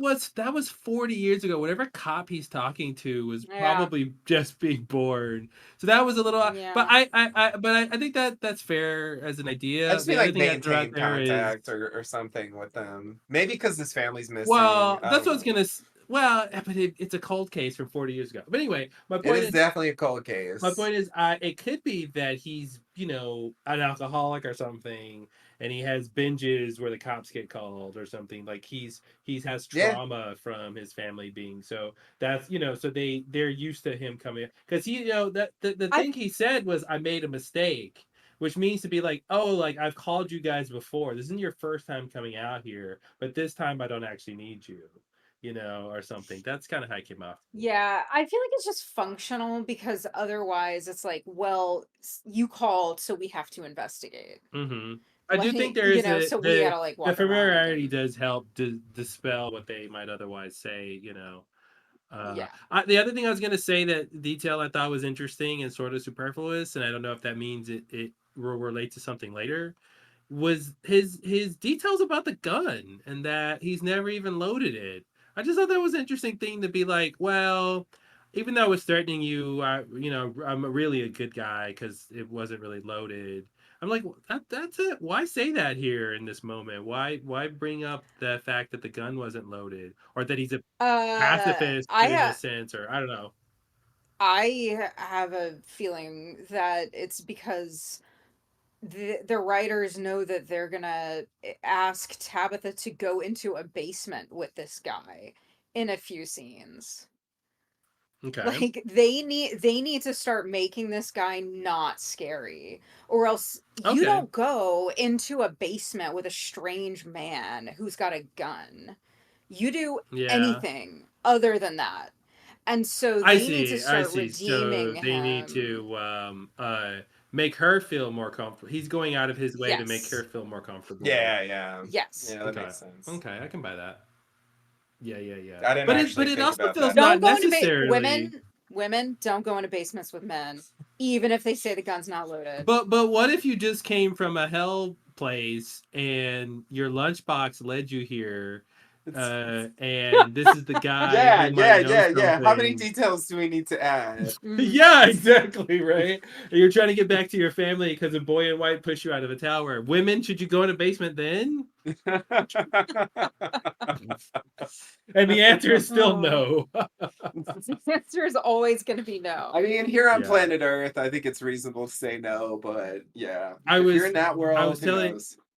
I was telling Justin about this movie that came out recently, this thriller called Don't or Blink Twice. I always want to say Don't Blink, but it's called Blink Twice, and it's about two women who meet a guy, Channing Tatum, and go off to an island with him, sight unseen, and then terror ensues. And one of the points in the movie that I really appreciated was the women turn to each other and go, "Why did we go with him? We didn't know him at all. What were we thinking?" And I'm like, "Ah, Yeah. yes, reality." And also, Yeah. PSA to women and anyone out there, like, don't just trust people for no reason. Like, come on. Yeah, there's another podcast about that. My Favorite Murder. Oh God. Yeah, there. It's That'll do it. yeah. Yeah, All right. women reminding us not to be polite and not to trust men Mm-hmm. cuz they'll murder you. Mm-hmm. Anyhow, that's not really what this show's about. Well, Um but if the evil on this show is a person, it's a man. Come on. well, it's definitely not a bear. God, what if it's a bear? Oh my It might be a god. bear. I'm just Oh. saying. But we know it'll All be a right. male bear. Hey, of course. Gotta be. Come on. No mama bear's gonna bother you. All Unless right. you and some sick So ladies. Anyway, I feel like let's keep you going. ready to roll? Yeah. All right. Yeah. So Boyd, we're back into town. Boyd tells Donna about the animals being released. So it's picking up from the previous scene. Animals being released, which led to the death. Donna is skeptical that it was worth it. Boyd is really angry at that idea, Mm-hmm. especially since Donna was despairing about the crop shortage. Donna backs off, saying the game is rigged, and laments that she ever believed they could go home. She leaves to prepare the cow that was killed by the monster. That she is harsh in this scene. She was real harsh, yeah, for Mm-hmm. sure. But she was right. Like she was. I love that she Well, said the it's thing that I obvious in said when hindsight. Boyd. Sorry, go ahead. But also I yeah, I was just gonna say I appreciated someone speaking the alternative tactic there, right? Because when in the last episode when the cows and the animals got out and Boyd's like, "Oh, we got to get in." I'm like, "No, Boyd, it's actually not worth it." First of all, a lot of those animals will maybe come back. There's a high Yeah. margin you can find them again tomorrow. Yeah. It wasn't like they're going to. It'd be different if he's like, okay, if the animals get out, the monster's going to kill them for sure, and we're out of animals. Let's get them. But it wasn't that. It was like they'll wander off and we'll be down. But it's like I think she was completely right. Obviously, it's not neither way is better than the other, right? But you can make the arguments either way because, like she says, we are all we have is the people. That's what's most important, Now, of course, then you go, well, without food, then you don't have the people, right? So then the food's the most important. But then you say, well, but no, you need the people. So it's back. It's like a ping pong, back and forth between which version is like morally right. But I did appreciate that she laid into him about it, but then was like, okay, I can't, Monday morning quarterback this thing. Like you did what you thought in the moment was the right thing to do. That's all any of us ever do, right? So, and she, was sympathetic. I thought I liked how that scene played out. Yeah. Yeah, I agree. Yeah, I mean it's good drama. Mm-hmm. Yeah. Yeah, I like that actress. Their scenes together are always good. Yeah. Yeah. It's like you said, they're like the de facto leaders Mm-hmm. of the place, and so they both like shoulder this burden, and so they have that in common that they can sort of bond over or clash over. It kind Yeah. of goes both Yeah. ways. But Yeah, yeah, it was it's interesting a good that dynamic. it was interesting she said she was what was the line that she was stupid to think they could ever leave. So it makes me Yeah. think like is she losing hope? Is there gonna be does that mean is that why they find the food, like that's Yeah. gonna give them hope because that's what she was worried about before, so now she has hope again. Hmm. Yeah, I don't know. This hope thing seems really inconsistent to me because then if you want them to have hope, then why let the animals go? I mean, I just think there's like, I don't know how Well, that was coherent for that's gonna Boyd. be. I think Yeah. that was specifically a tactic for Boyd, yeah. Yeah. No, that was clearly about And also breaking Boyd, but the place knows it can create food out of thin air or you know yeah, that's have true. cabbage growing near a lake or whatever. um yeah, I don't know. Yeah. Yeah. All right. Right? Okay. So in the next scene, we have Fatima throwing up some more, picking up from the previous episode. Mm-hmm. Ellis suggests outside the bathroom going to Christy. Fatima refuses. Then she spits up some blood. Then she pulls the tooth out. Ugh. Then she Mm-hmm. opens the door holding the tooth and agrees to go to Christy. Mm-hmm. Yeah, the tooth fairy's not visiting you tonight.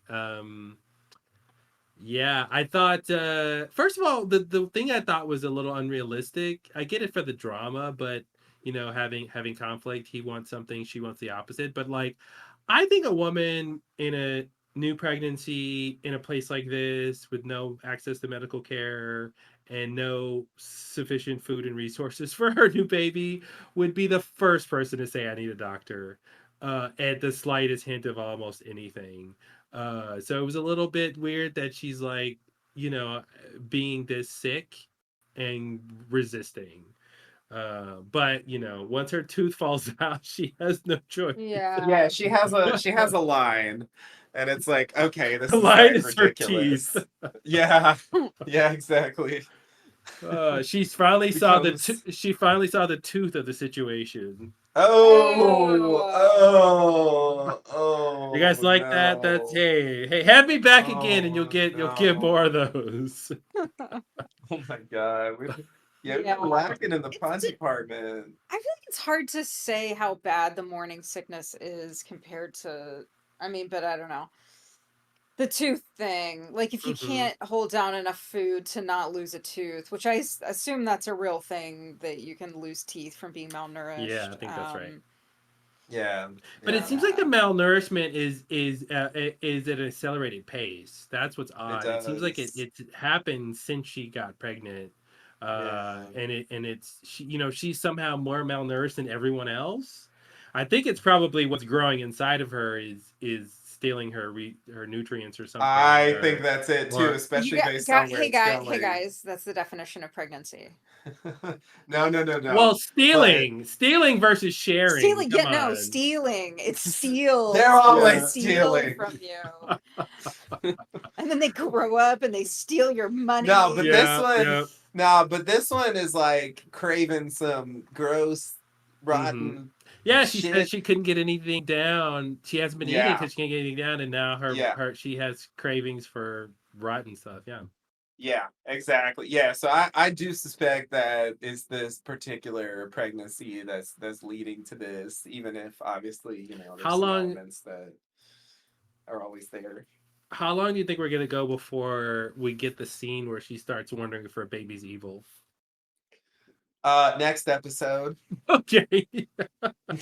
No, I mean Okay. maybe that's too soon. But I feel like it's gonna be not too because the Yeah. pace of the show's pretty fast. I think Yeah. it's not gonna take her long to like process like what am I doing? Like she's eating these rotten Yeah. Is somebody vegetables. gonna find her like Yeah. in Somebody's a gonna find I pile her. think of someone's gonna yeah. find her. Yeah, Yeah. that because she was already like exposed, the Yeah. way she's eating them in this episode, like someone could have seen her and they just And she didn't. also couldn't wait. I thought she was gonna take them and go eat them Me somewhere too. else, and she couldn't wait. Nah, they were too good. Oh my God, Mhm. I gotta eat them all now. But she was hungry, right? She's been starving herself for like days, right? Exactly. So Yeah. she's desperate, and it's like, oh my God, that smells so good. That was the thing I didn't Mhm. actually catch the first time. That she gets on the porch and smells the rotten vegetables, and like, Yeah. ooh, that That's why smells she decides good.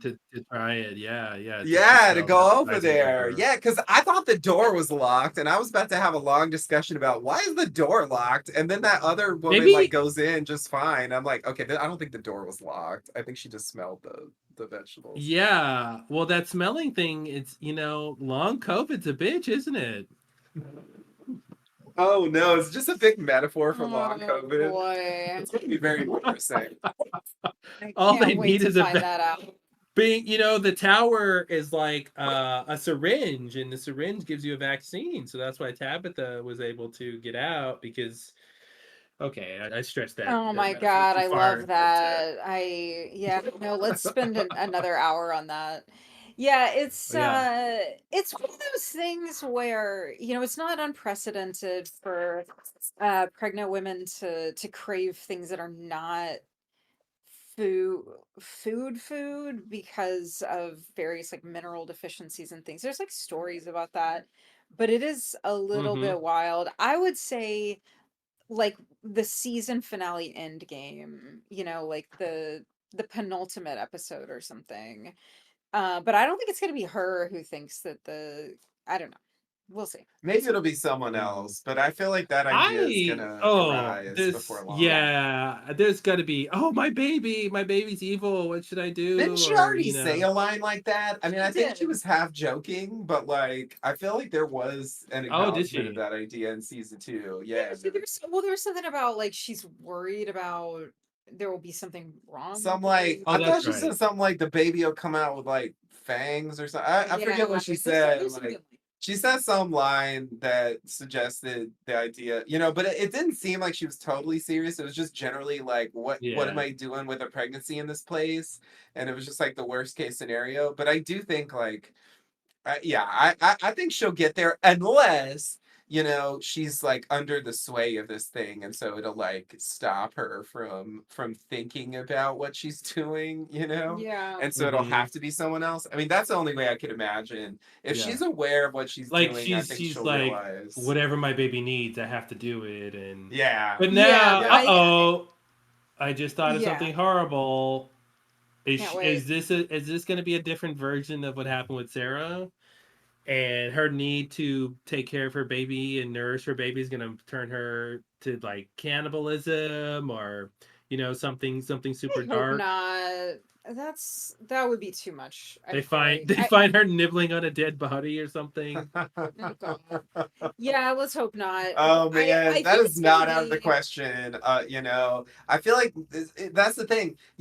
People were talking about cannibalism because, they introduced the idea of a food shortage in Yeah. the previous season, and it was speculation. And then we get in the first episode, and it's like all the crops are ruined, and we only got a few animals, and then some of the animals go down, monsters let them out and stuff, and it's like, oh shit, like they're in big trouble with food.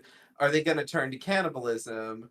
And then in this episode they find a food source, right? So Yeah. no, but of course Fatima doesn't want that food, right? Like Yeah. Yeah. Yeah. it's Yeah. been established that she's not able to eat normal food and keep it down. Yeah. So yeah, so she I, eats I feel rotten like vegetables from poisoned soil. that opens up the door to something, and it is a horror show, so I'm not ruling it out. But I agree, it's not necessarily Yeah, what I want to see, but I, Mm-hmm.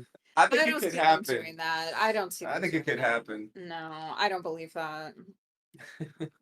All right, well, hey, there's only one way to find out. Hey, we'll find out.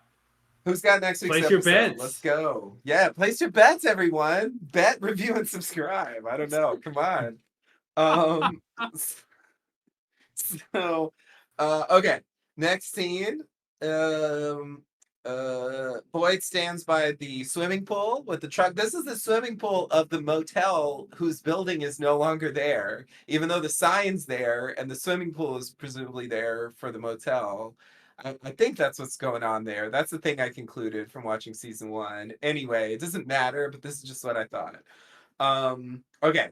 Boyd stands by swimming pool. Christy is there. She remembers whose truck it was. They have a brief conversation about that. And I think Christy's only been there for a couple years, so that means that truck like went in there like relatively recently. Anyway, minor point, but Mm-hmm, because I mm-hmm, thought maybe it had always been there, like been there since Victor, but no, apparently. Anyway, mm-hmm. Christy says it wasn't Boyd's fault, basically paying back Boyd's favor when the monsters were led into the infirmary, and he said the same thing to her. He seems to start to accept this when Kenny and Jim arrive back at the town. Kenny is celebrating and very jubilant. This is upbeat Kenny because they Mm-hmm. found, look at the vegetables. Oh my God, we found all this Hey, vase. nothing's gonna get him Great. down. Exactly. Celebrate good times. Come on. Anyway, Uh, Jim and Kenny slowly realize from the looks of everyone around them that something's up. Jim asks about his kids, and Boyd says they're fine. So Kenny asks Boyd, whose blood is that on him? And he calls to his mom in the house. Boyd tries to tell him, but Kenny stops him. And then Kenny leaves and Christy follows. I can only assume that he does know what happened, but he's just Mm-hmm. not wanting to hear it. It's like taking him time to process, and so he just wants to go like be alone, I guess, in the diner and like come to terms with it, decide what to do, something along those lines. That's a lot of editorializing from me, but because he doesn't, like he doesn't. No one ever says it. It's like it reminds me in a way Yeah, of like the Laura Palmer stuff from the Twin Peaks pilot, where it's like there's all these scenes of people getting upset about Laura being yeah, dead, but like not a lot of scenes of anyone actually saying it. You yeah. know, like they Yeah, just I like like he doesn't. know. Yeah, yeah, he doesn't need to say it. And the thing I really liked about this part of the plot is the uh what would you call it, like the switcheroo of who was really in danger, right? So you have Kenny leaving to go with Yeah, Jim yeah, out in the woods, and the mom's like, okay, be careful, I'm gonna be yeah, here safe, as I'm always safe at night here when I'm in the yeah, diner or house with the talisman, relatively yeah, safe, nothing's gonna happen to me. You go off and do the crazy dangerous thing, but what ended up happening was Kenny was the safe one, and his mom ended yeah, up being the one. So I thought that was a nice little rug pull from Kenny's perspective of like, him knowing that, oh, my mom's gonna be worried about me. I'm the one that's in a precarious situation, but actually she was the one that's in danger. It reminds me of the Jim and Tabitha thing, of just the couple where one's in danger and one's not, and they want to help the other person, but they got to do their own thing, and I liked how that went. yeah, yeah. I agree. Are you ready? Okay. So Kenny walks into the diner, picking up where we left off. Someone from Colony House, this woman from Colony, I could not this poor remember. I woman. could not remember the Mm-hmm. name, and I had trouble This finding poor it, woman. so I gave up. The poor woman, she's there leaving flowers, and she apologizes to Kenny before leaving the diner. Then Christy comes in and Kenny waves her away. He asks where she is, meaning his mom, and Christy says the church, and Kenny just wants to sit there, and we stay there for now, and we'll come back later. Yeah, Yeah. I got some stuff to say about the next The next scene scene, yeah, so we with can talk Okay. about him. it when we get there. Marielle asks Fatima when she ate last. It's been 3 or 4 days. She can't keep anything down. Ellis is worried about how Marielle has been doing since either withdrawal or the it comes for three thing or both. I don't know which. But he backs off. She tries to reassure him. She says that Fatima is malnourished and she needs to eat again. She offers something to settle her stomach and reassures Ellis that the baby seems fine. Ellis tells Fatima that everything's gonna be fine. Yeah. Yeah. Like I said So earlier, this is the I scene thought where you thought Marielle seemed weird, I right? did. I think she's a little bit pushy about providing care in a way that seems suspicious to me.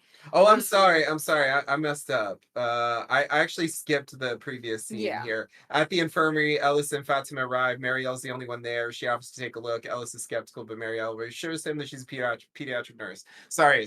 I somehow skipped that part. Mhm. That was the prelude to this scene. It seems very Yeah. coincidental that she's a pediatric nurse. Yeah, yeah. So I mean, I guess there's this assumption that, oh, well, you know people who are kind of in the same field that you're in, fine. But I think, if somebody's like, I really want to see this other doctor. I'm really more comfortable seeing this other doctor, not you, a random stranger. Like to me, a stranger. And I don't know, Hmm. I feel like that was a little pushy. I felt like she was a little bit odd. Um but it may be nothing. But this like Hmm. I also just you can't really tell me anything about how the baby's doing when all you got is a That's what stethoscope. she said. When he says, "Is the baby okay?" She says, "As far as I As can far as I can tell," because tell, all I've like got is the most basic. Like, I can't do all an I have is like a ultrasound. visual I observation. can't do blood tests. Like, what am Hmm. I like? Basically, like, as long as the mother is okay, the baby should be fine. Like, I'm not. What else can she Yeah. do? Yeah, so like one thing that's gonna happen is like presumably Fatima's not going to take this thing that the woman that Mariel gave her because she's discovered the glory that is Mm. rotten vegetables grown in poison soil. And so then Ellis is going to discover that she hasn't been taking this stuff and like what is the stuff? Will we find out? I don't know. What did she give her? Is it going to matter? They don't say. She says it was something to settle her stomach. So, and Yeah, yeah, they later yeah. describe it as an elixir, which is kind of a funny word to Elixir. I use. I try I somehow I find a way to use the word elixir every day. Um yeah. So yeah, I thought it was a little fishy. Maybe it's not. I didn't think she was fishy when she first showed up, but I Uh-huh. don't know. I think Okay. she comes across different here because she's happy and smiling. And I think that's because she's being useful and helpful. Yeah. And I feel like she's like, oh, I'm happy that I can actually do something here. And I think that's why I think you're right. She was Yeah. being pushy, but I think she was being pushy in a good way, and that she needed to convince them to like get help and not just wait. Yeah. Plus, like, Christy's busy. She's in a scene with Christy is boys. She can't busy. come over She's not here. showing it. Yeah. Yeah. Yeah, and So, it's not but really yeah, TV if it's just like wait around for Christy to be done with the plot that is the yeah, main focus of the episode. Yeah, I get that. yeah. That's so. I do think I do share your suspicion in terms of like she comes across differently, and is that something to be worried about? But yeah, that's all I had from this scene. Okay. Sounds good. Okay, so back at the diner, Kenny says that Tian Chen said, no matter how bad this day gets, it will never happen again. He asks Christy if his mom suffered. Then he says she doesn't need to answer. She hasn't seen the body yet. Kenny says he always pictures his father lying in the basement, attacked, by the monsters, and he doesn't want it to be like that this time. So he asks Christy to make sure she looks like herself. Although he says looks like her, which bothered me anyway. Um, before he has to see her. Christy agrees to try. Christy says, come get her if Kenny needs anything and leaves the diner. At this point, the jukebox pumps out "Celebration" by Kool and the Gang, There you and go. and Kenny ends up smashing the jukebox to stop it, and then leaves the diner. So we get our first big jukebox scene of this Yeah. season, and it's a mega Hmm. troll. It's Yeah. like, oh man, if I thought it was trolling before, like putting on Yeah, "Celebration" here is the like, oh my worst god, song to put on. Yeah. absolutely the Yep. worst song. Yeah. Like it's Yep. like you know what you're doing. Like, come on. Yeah. You can't fool me. Like that was just oh what? It was just on the Yeah. jukebox. Yeah. Yeah. That. And what? Go Go ahead. ahead. No, go ahead. Well, I was just gonna say No, you go it's ahead. No, go ahead. we're like at a full Wait, I body got stop. something. No, go ahead. It's awful. In season one, the jukebox spontaneously plays this song that is to Tabitha and what's his name, that makes them reminisce about this time when their marriage was still happy. And then of course it Hmm. plays the "If I Had a Boat" song for Boyd, which was playing in Oh this right, they bought him the flashback that we boat get and in the it bottom. was a But whole thing. yeah, which connects to their arrival at the place. Yeah. So maybe that's a bit of a troll, but it doesn't read like a troll. It reads certainly as Mhm. significant, but not like trolling. Yeah. But this is just like, are you fucking kidding me? Yeah. Like, Yeah. and just brings us Yeah. back to this question of like, what is behind the jukebox? Yeah. Yeah. I mean, it's clearly, I think, like a force from the town, whether, there is just one or multiple ones. That's not clear, but yeah, I feel like it's on a similar page to these other forces that have been manipulating them and messing with them and the monsters trying to break Boyd and doing this just Mm-hmm. feels like it's in keeping with that With stuff. Kenny. But like yeah, I think I don't know. It's a weird tactic and it's a weird thing. And it is interesting that breaking the thing does make it stop.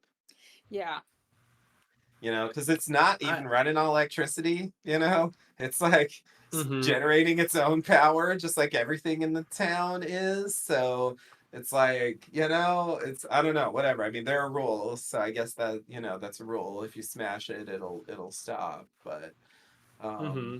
anyway, I just thought it was interesting that that was actually a thing you could do. It also makes me wonder what's going to happen with the diner, now. Like, it's not Hmm. obvious They need, what the they follow up have the stuff is. stored there and stuff like that. It was interesting Yeah. too when Sarah was like, "Yeah, we used to try on dresses at the diner when Hmm. it wasn't busy." I'm like, "When it wasn't busy? What are you're not like working 40 hours a week at the diner serving up eggs and bacon to all the customers who come through town. Like, what are you talking about? What are you talking about? Wasn't it always not busy?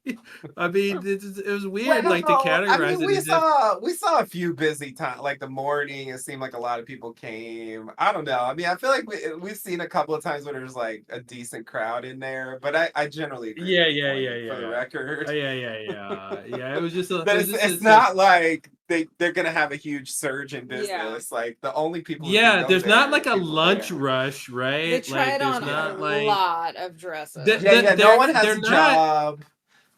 yeah, they're not even like there's not even enough food to make at a diner, right? Like, you know what I mean? Like, aren't they Well, barely? I was I don't know. wondering about that. They have like pancakes and stuff, and I'm like, where are they getting Don't flour? Like, are even. they Just like growing don't. wheat and like grind like Just don't. they got like a mill somewhere? Like, I don't know. It's just like the questions are raised, but yeah, I don't think they want us to think Those too were hard about that. turnip pancakes. Turn the pancake. Yeah, okay, okay, sure, why not? I'll buy that. I don't know why that is the funniest pancake you could imagine. A turnip pancake. I don't know. There's something about that that's just hilarious. Yeah. I Yeah. thought it was Hilariously odd. delicious. Yeah, well, hey, turn up for turnips. Whoa! Ooh, with the pun. I Thank love you. it. Uh, uh, the thing I thought was surprising. I don't know, not surprising, but just odd about the scene was the very end.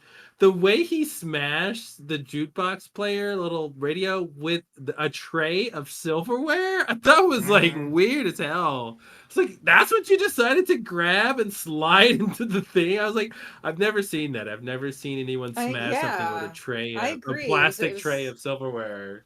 it's I a thought chaotic he would move. just like pick it up with his hands Yeah, and smash smash it on the it on the table. table. Yeah, I agree. That's Yeah, what I it was thought odd. too. I was also confused by that, but I Now, liked it. before we talked about the idea that like the radio heralds new arrivals to the town. Is that hmm. an idea that holds water? Does this mean somebody new is coming because the radio was playing a song? I mean, I don't think. I guess I'd have to watch it again to be sure. I don't think every time it's played, there's been new arrivals. So it does seem like it plays when new Okay. arrivals come. But I'm not convinced that's its only function. I mean, especially in this scene. So, but will new people Yeah. show up? I mean, at some point, I'm sure they will. So I'm Yeah. not. It definitely could happen. How does the whatever the evil is? How does it know what's happening?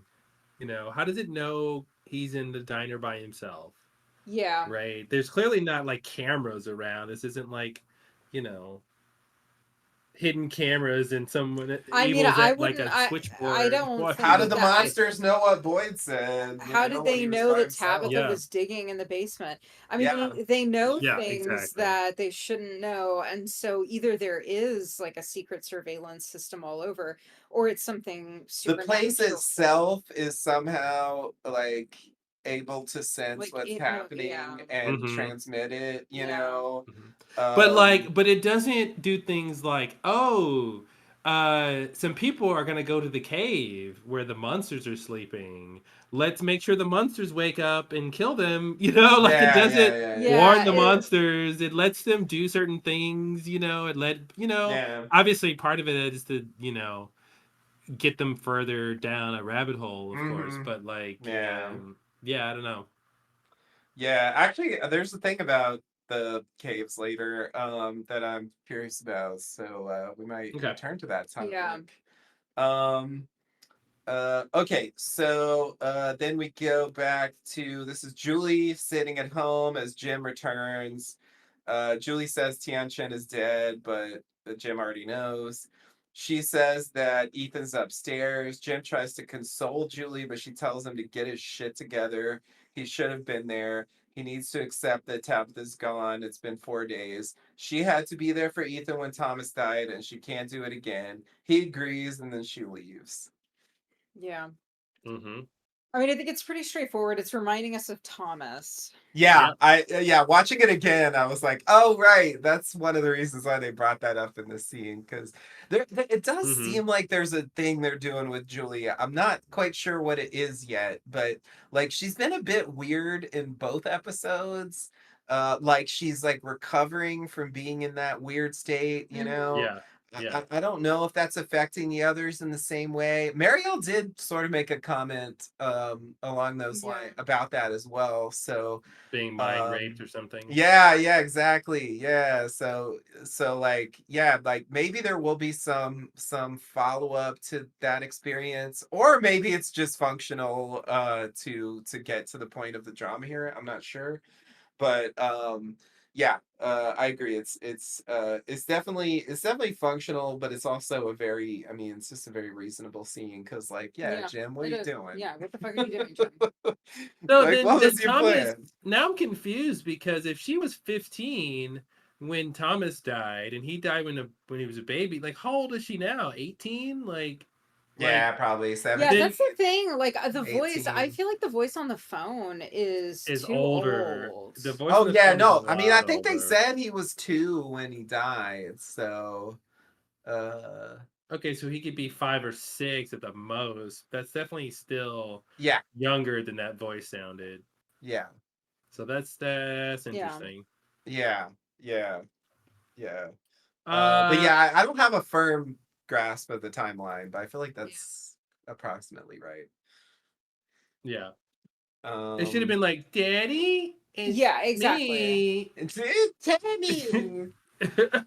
What are I'm you locked in the doing? tower. I need you to Help me save on me. Cooey, on Cooey. Oh, Yes. cooey. We all Uh, say that here. I don't know why. yeah, it's just a thing we say. Pretty cool. Try it yourself, Dad. Yeah, I like this scene. Tabitha. Not Tabitha. What's her name? Julie. Julie's. Julie. Stating the obvious here. And putting it back on the dad to step up. Yeah, like I said before, I'd like that he was like it's like, come on, dude, you can't just leave. Yeah, it But was a he wild also, plan. yeah, it's crazy. But he also like doesn't know what to do. Yeah, But yeah, he's not like, I feel like he's not like Boyd, where Boyd will figure out a plan. He goes between like not having a plan and being in an existential crisis to like, either something happens and he's got to address it, or he has to come up with a plan and then put into action.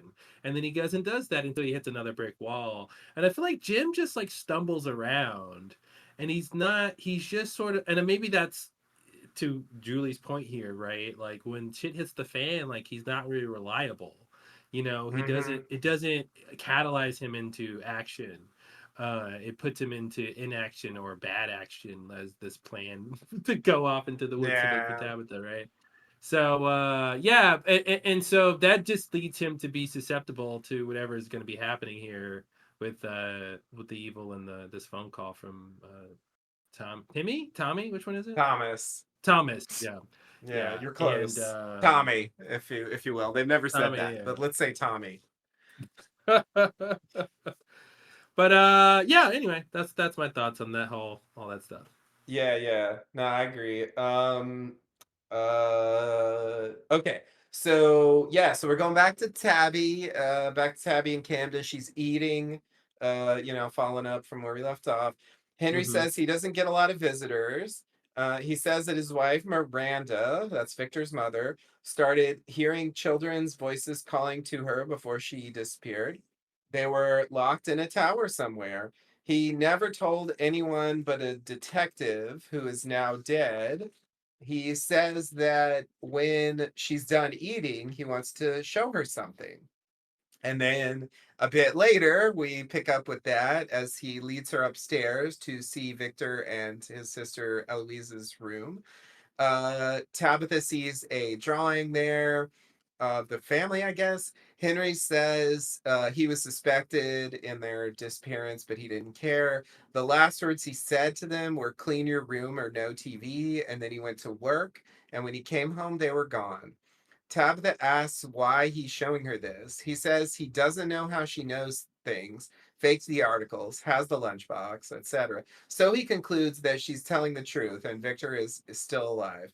He gives her one last chance to admit that it's a lie, if it is, but she swears that it's true and that she was sent there to find Henry. And he says, no, you're here for what's in the basement. So, Ooh, yeah. come with come with me, unarmed woman, to my basement.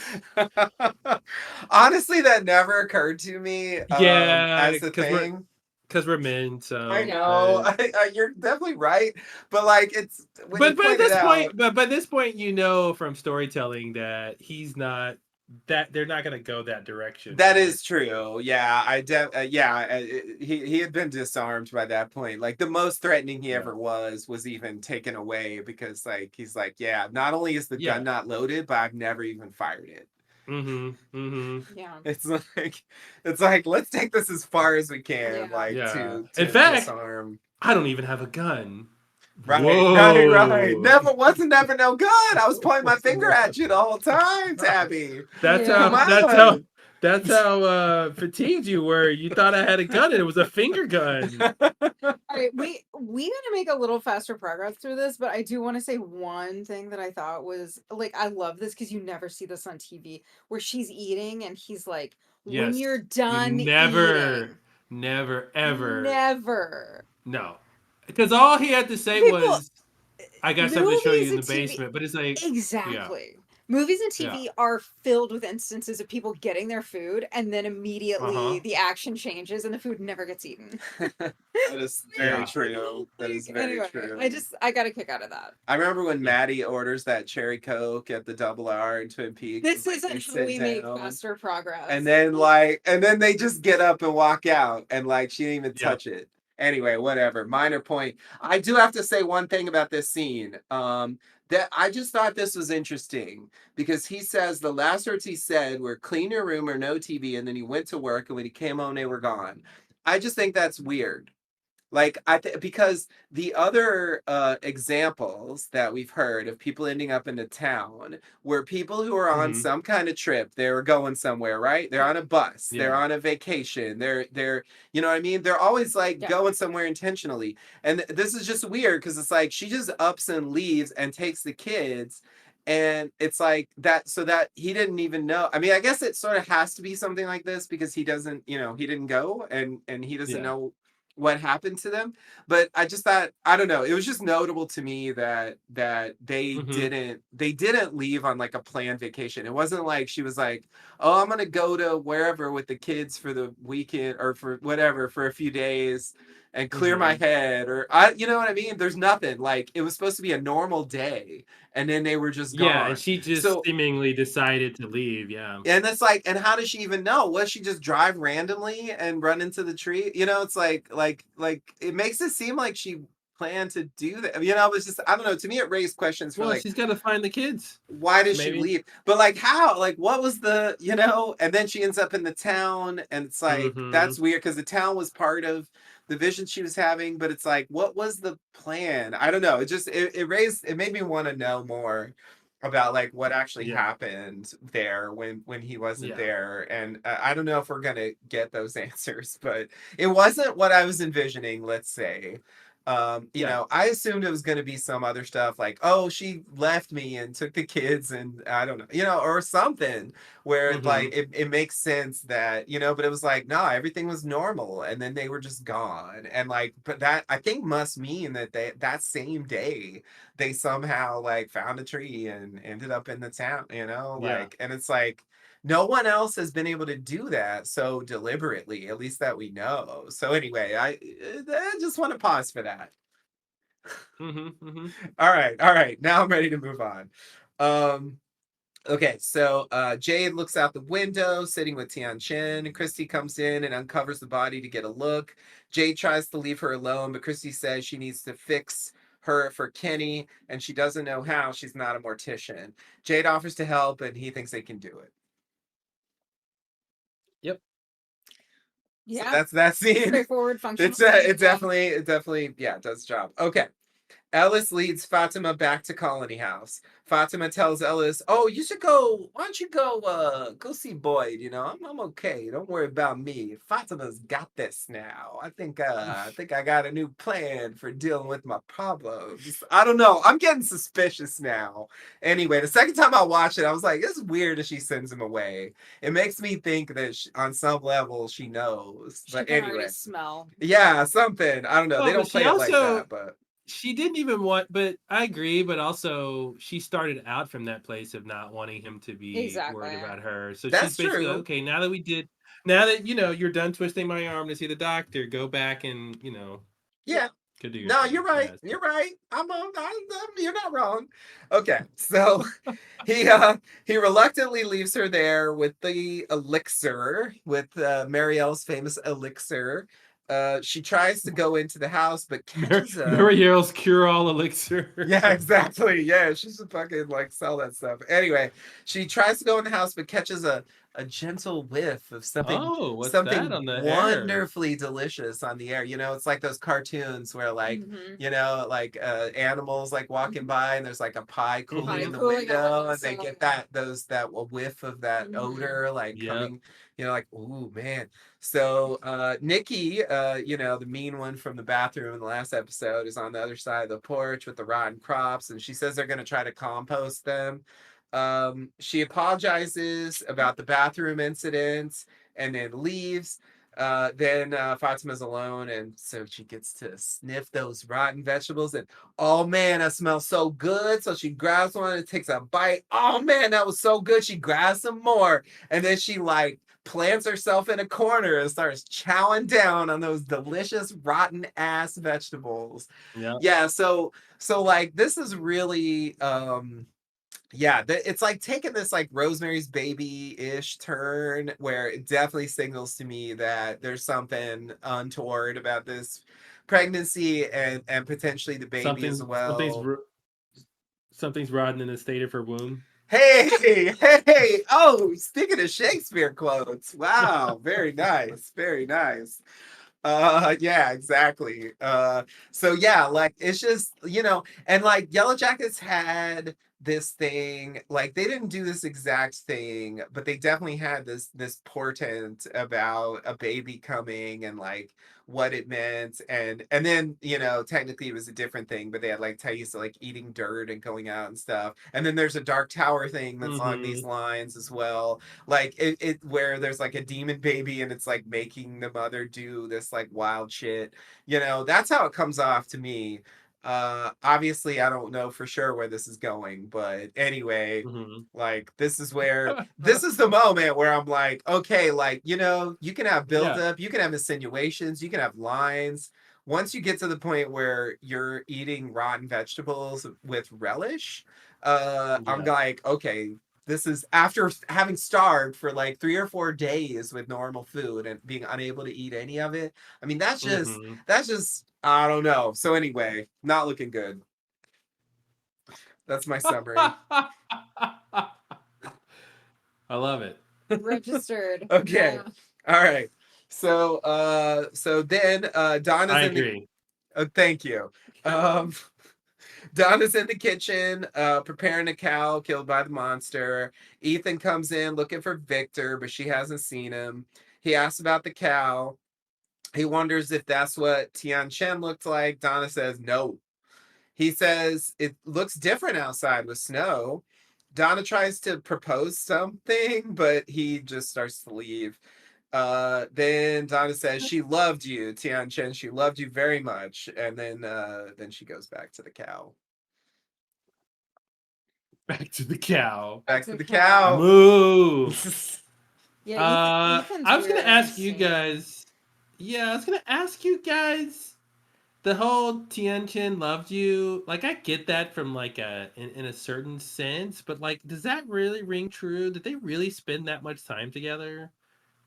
Like, I don't remember. I hadn't rewatched the seasons, so I'm like, like, is that just fan service or lip service, or is Well, that does that really feel like they earned that line? I feel like they earned that line. I think with the ever since he showed up, Tian Shen's been kind of, you know, she's had some moments with him, but also, the family moved into Tian Shen's house when their house collapsed. Mm-hmm. And Okay, that's right. That's so right. that's been a chance for them to get a bit closer. I think my Okay. answer would be that like some of that is off screen, but it's sort of implied by what they did show. She like interacts with him specifically with like the pancakes and stuff when they go to the diner on that first day. And Mm. and they moved into the house, like you said. So I do feel like there's an implication that is sort of believable that there was a bond there. So Okay. like I'm inclined to believe it, but I agree that like it's not like the show had a Yeah, ton of scenes with the two of I mean, them. my question is like, how well did Donna even know Tian Shan? Yeah, yeah, So yeah, Yeah, yeah, yeah, yeah. yeah, yeah. anyway, It's a good point. It's like she watched the show. I don't know. There's people out there Mhm. on the internet that are real suspicious of Donna. I don't really feel that way, but anyway, if you want to I mean, add it, Donna's been there for longer than anybody else besides Victor, yeah, who is yeah. still alive. That is true. So if you want to add it to the list, if Donna turns out to be a mole or something, like we can just put this like, why did she know that thing? That's weird. Mhm. I also thought it was interesting that like she starts on this whole thing of like, hey, I got an idea. And he's like, no, no, no, no, no, no. I'm not doing that. I'm out of here. Yeah, he's Bye. like, I'm not Yeah. desperate enough to hang out with It's you. It's like Like, the writers are telling us that he's just made this big turning point in terms of maturity in the face of the situation. Because in the earlier scene, he's like crying and upset, and then Victor has this. And he wants to bring a blanket and Yeah, he does bring the blanket, yeah, well, yeah, but I mean, but then he's like she'll be cold or whatever, yeah, like he's still sort of in denial, yeah, you know. So yeah, this is picking that up for sure. I thought it was a little unfair because I didn't think it was clear to Ethan that she was dead. Like the way it would be clear to adults that she was dead. But I got from the sense that it was from the scene that he was just still dead set on finding Victor, and he wasn't going to stop his search for yeah, Victor to go hang out with her. I mean, maybe that's yeah. true, That but makes there's no sense. follow up on it, so That makes sense. Mm-hmm. we'll see. Um, okay. So then we go over to Victor and Christy. They clean up Tian Chen's body. I say Victor. That isn't Victor, is it? That's Jade. actually Jade. Yeah, I wrote Victor. Mm-hmm. He looks like he could be a Victor. All right, now I'm in that mode. I just turned into Claude. Anyway, Jade Because I'm and like, yeah, Christy. you're right. He could be. Thank you. Thank you. I'm glad you see it. All right. So Jade and Chrissy clean up Tianchen's body. Sarah comes in with a dress saying that she and Tianchen used to try on dresses on them slow days. And she says Which is that, every day. yeah, exactly. We tried on a lot of dresses. Anyway, she says that Tianchen said liked the one that she has there best. Christy thanks her. Sarah leaves, and they go back to cleaning. Uh, Yeah. so yeah, Yeah, The Sarah rehab. Yeah, we talked about it. Sarah rehab. Yeah, yeah. exactly. Okay, so yeah, now we're gonna go on to a thing. Kenny fills up some bottles with liquor. Boyd comes in and asks about it. Kenny doesn't want to listen. He says he's going in the tunnels. That's what he called them, the tunnels. I'm like, Hmm. tunnels? Yeah. Yes. That's what I Yeah. said. That's not a surprise. I think of it as a cave, but you can call them tunnels. I It's was like, fine. I thought we were clear they were caves, and I now did he's like, yeah, too. the tunnels. I'm like, Yeah. what? I guess Thank you. the cave leads to the tunnels, I guess. Yeah, yeah, you can put it that way if you want, but yeah, I don't know, whatever terminology. Okay, so he's gonna go in the tunnels and he's gonna burn them monsters. I But love that. Boyd is skeptical that it's gonna It was great. work, but he agrees to help anyway. And then a little later, they arrive at the Mm-hmm. entrance to the caves. I'm calling them the caves. I don't give a shit. Boyd mentions that Jade Mm-hmm. saw some things down there, but no monsters, and they wonder if they're still down there or if they moved somewhere Mm-hmm. else. They don't know. Mm-hmm. I want to come back to that. Boyd tells Kenny that this is how they want us, angry, stumbling in the dark, and if they find the monsters, they probably won't come back. He still commits to doing it. Kenny can't stop thinking about how scared and alone Tian Chen, his mother, must have felt. Boyd reassures him by saying that they made him watch and that she was strong, brave, and before she died, she said something in Cantonese. Kenny reacts and reveals that it meant, take care of him. He'll be alone now. They hug it out, and Boyd suggests going back. Okay. So the thing I wanted to say was this idea. I didn't before this scene, I didn't even think it was notable that Jay didn't see monsters down there.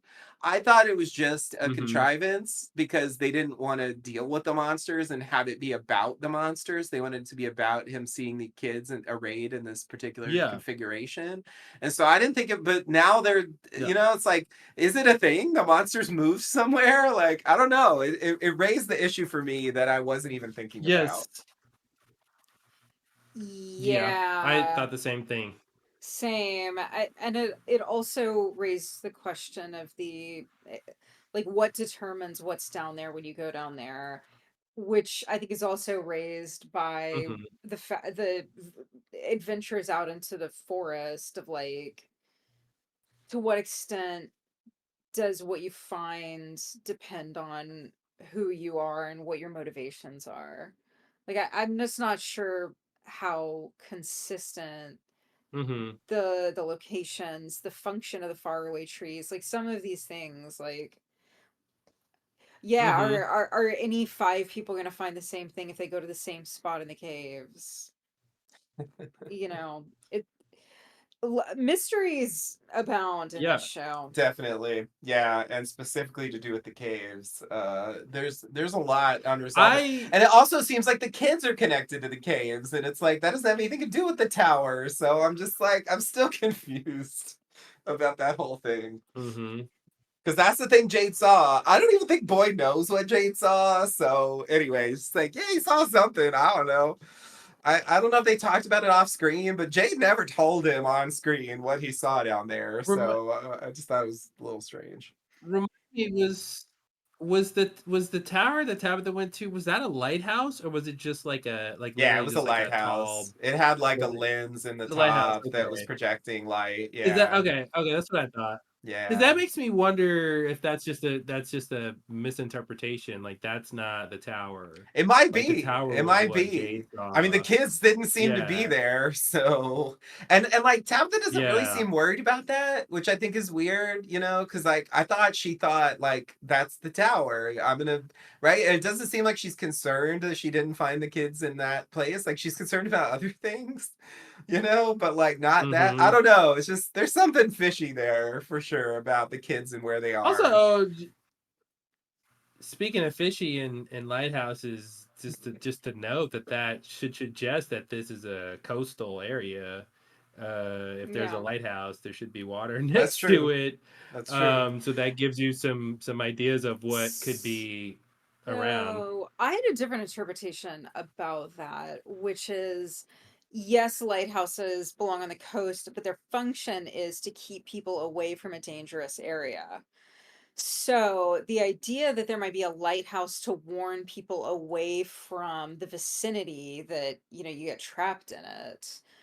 Um, Mm-hmm. I don't know. That was how I was interpreting the lighthouse. Okay, as a metaphor. Yeah, I mean, I have no idea, like, metaphor or literally, but like telling people don't come here, like avoid this area. But I mean, your point obviously is correct. There are only I mean, lighthouses metaphor along in this, yeah, coasts. metaphor, yeah, but metaphor in the sense that like if you saw a lighthouse, you wouldn't think it means don't come to this evil place, right? You Right. wouldn't. That's not an interpretation you would Right, right, have right. from Yeah. seeing a lighthouse. So just metaphor meaning like, to your point about it, how they're used in the real world versus what it would mean in a place like Yeah, this. yeah. Um, yeah, yeah, yeah. But I take it to mean that the writers are telling us that the monsters aren't in the caves anymore. Don't bother coming back here if you need to Yeah. find monsters. That Yeah. we're done with Yeah. that. They were down there for a specific reason anyway. Like you said, Jenny, like different people see different things. It almost is like when Jade went down there, the monsters had already left, and what Yeah. he's basically just had some visions like he had normally been having. And I guess he saw the ventriloquist doll, Yep. right? Yeah. Yep. He did. But Yep. and he saw that was didn't he grab it and it wasn't an hallucination, like it was real, I think right? so. I think it Okay, was really yeah. there. Yeah. So it made it seem like the monsters were bringing objects down there for Hmm. some Yeah, reason, there were like definitely several objects down there. There was like a suitcase, and there yeah, was yeah, there yeah. there was some other there. Yeah, Hmm. we definitely saw stuff down there, as well as like paintings or drawings or something like that on the wall, Yeah, besides just a symbol. but with this scene here with Kenny and Boyd, I at first I thought, okay, we're gonna go try to burn monsters. It's not gonna work. But then when they cut to Yeah. this scene and they're standing out, before they go in the caves, I was like, oh, okay, we're not going in these caves. Yeah. This is the scene that he's gonna convince him not to. Yeah.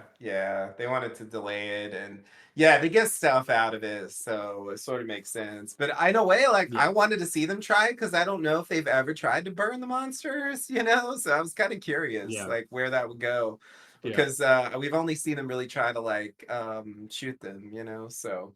I yeah. agree that I'm skeptical that it would work, but when I thought they were going to do it, I was like, well, I'll at least Mm-hmm. get to see what it does. So anyway, It'll be like fire makes us stronger. Like it'll be something like Oh that. God. yeah. Now we can throw fireballs at you. Oh God. Um, Exactly. All right. okay. So in the next scene, Christy and Jade are almost finished, wrapping the body in a blanket. Jade reassures Christy that she did a good job with the hair and the makeup and so on. And he says, to Tian Chen, "You'll come with us when we go." That's the line we talked about earlier. At that point, Boyd and Mm-hmm. Kenny entered the church.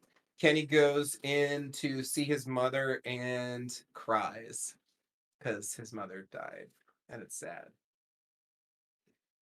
Sorry, That's what happens. I don't think Thanks for the I interpretation. probably didn't need to say that, Thanks for but telling us what Yeah, how it's the a very human emotional emotions work. scene. Yeah, it's a really emotional scene. yeah, Yeah. yeah, definitely, definitely, it's one of those kind of things they do. Okay, so shall we march Look, on? March. Okay. Yeah. So Sarah sits and watches people going into the church. Julie comes up and thanks her for helping them with the monster attack, right? She came when the grandmother came, the monster came in the Mm-hmm. house and stuff. Previous episode. Julie said something happened to her. I love, oh man, this give me lost flashbacks. Something happened. Something happened. I was so hopeful, but Um, no. it's like in a way it's more fine here. Anyway, okay, fine. Shut up, you. And by you I mean me. Okay. Julie said something happened to her a few days ago. The place has gotten into her head and she doesn't want to end up like Sarah. Sarah says she wouldn't either and offers to talk if Julie wants. Julie acknowledges the offer and walks away. To the funeral. Yeah, to the Yeah. funeral for I like the sure. scene, especially because these girls should have a lot in common. They're similar ages. I think them getting more scenes together would be good to see. Yeah. They really haven't had much so far. Yeah. Um, Mm-hmm. okay, so in the next scene, Henry leads Tabitha to the. Okay, I'm sorry. Henry leads Tabitha to the basement and tells a story about his and Miranda's sending the kids away so they could drop acid for old time's sake. And that's when the voices started. She painted what she saw. We see some of the paintings, so we see some obvious Ankui kids. I mean, those are Ankui kids, if I've ever seen them. It was Mm-hmm. like she had been chosen. We see the diner. We see the lighthouse. We see a man in a yellow suit. I actually wasn't sure who that was supposed to be. I didn't. If somebody's got something on that, let me know. Jacketjockeys@gmail.com. Let us know. Henry continues. She seemed to know about the town, right? So she had all this information about the town. You could get there from anywhere, but once you were there, you couldn't leave, right? She knew all this stuff. That's weird. As Mm-hmm. Henry's story continues, we see the people gathered in the church for the funeral service. So that's going on sort of over top of this or the other way around. Um, Okay. She said there were people there who were lost and afraid, living in a nightmare. We see Ethan place the blanket on Tian Chen. They were holding on to hope and then each other. He says it sounded like riddles. We see a Civil War soldier painting. She said she had been chosen to free the children, but she wasn't the first. She knew this too. Like it's like, damn, that's a lot of stuff. We see a painting of some kids on the merry-go-round, I believe. We see Colony House. We see the church. Others were chosen before her.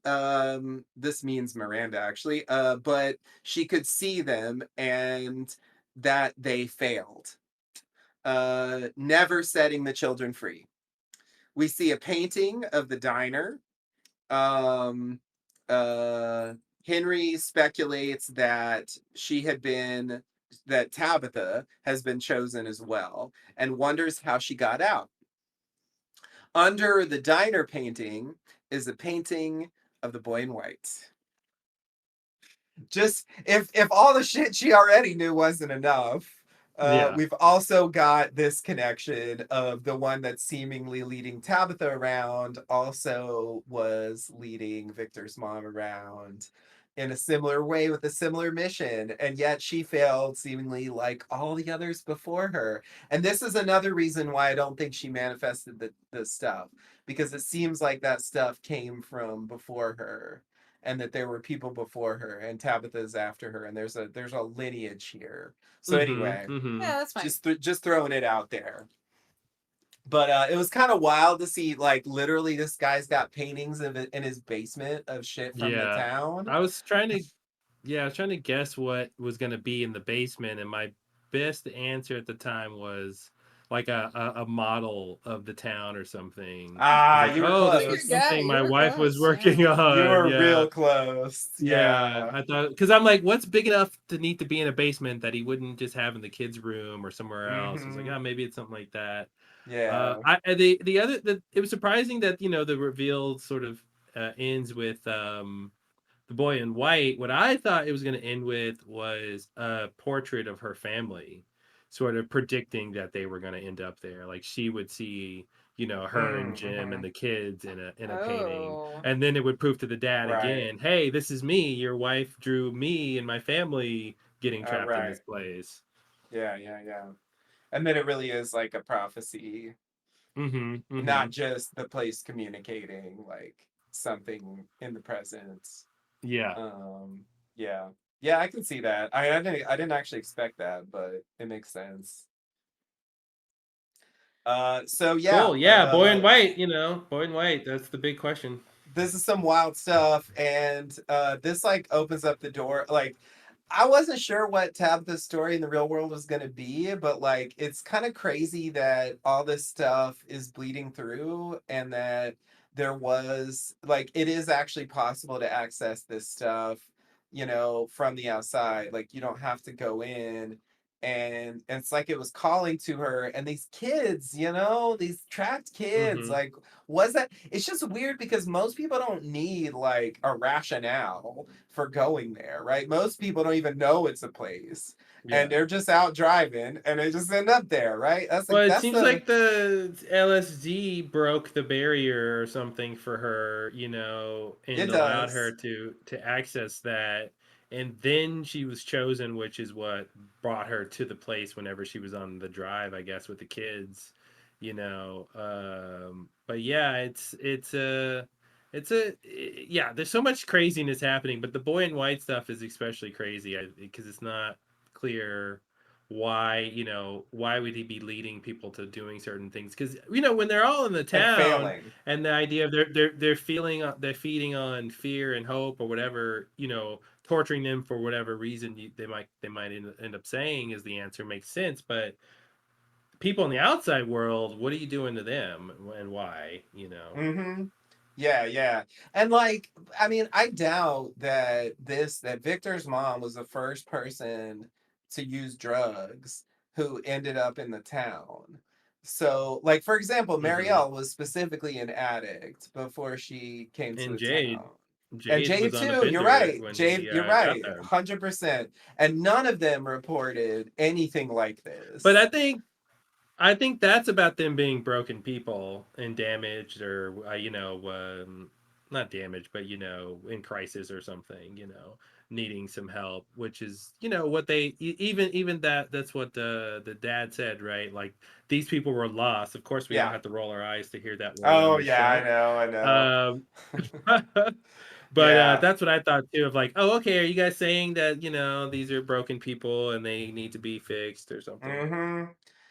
Yeah, it's like I totally agree. It's just the point I'm trying to make is I feel like she's different. Like the way that she's brought to the place is different from anyone else that we know so far. Well, she's the Yeah, only person we know of who knew about the Exactly. place. And even Tabitha, yeah, who's but seemingly on the same mission now, was not yeah. brought to the place in this manner at all. She had no idea that place existed But until they this showed up is there.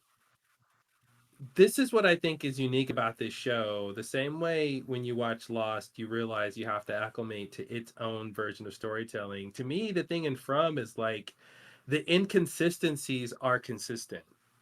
the lack of patterns is the pattern. The show keeps showing us that it's not setting up rigid rules that are static, and then everything we that comes afterwards will fit into that bucket. you know it's basically saying different things are happening to different people all the time. And so, you know what I mean, like it's like it's not it's notable that it's different, but it actually is still in keeping with kind of how the show is going, that just different people are getting different experiences of this place. Yeah. Which I guess Yeah. Lost had that too. Yeah, Yeah. I don't love that. Which Like part? I no, I agree with you. I just I think I like there to be patterns that you can kind of follow. I mean, I don't want them to be overly simplistic, Mm-hmm.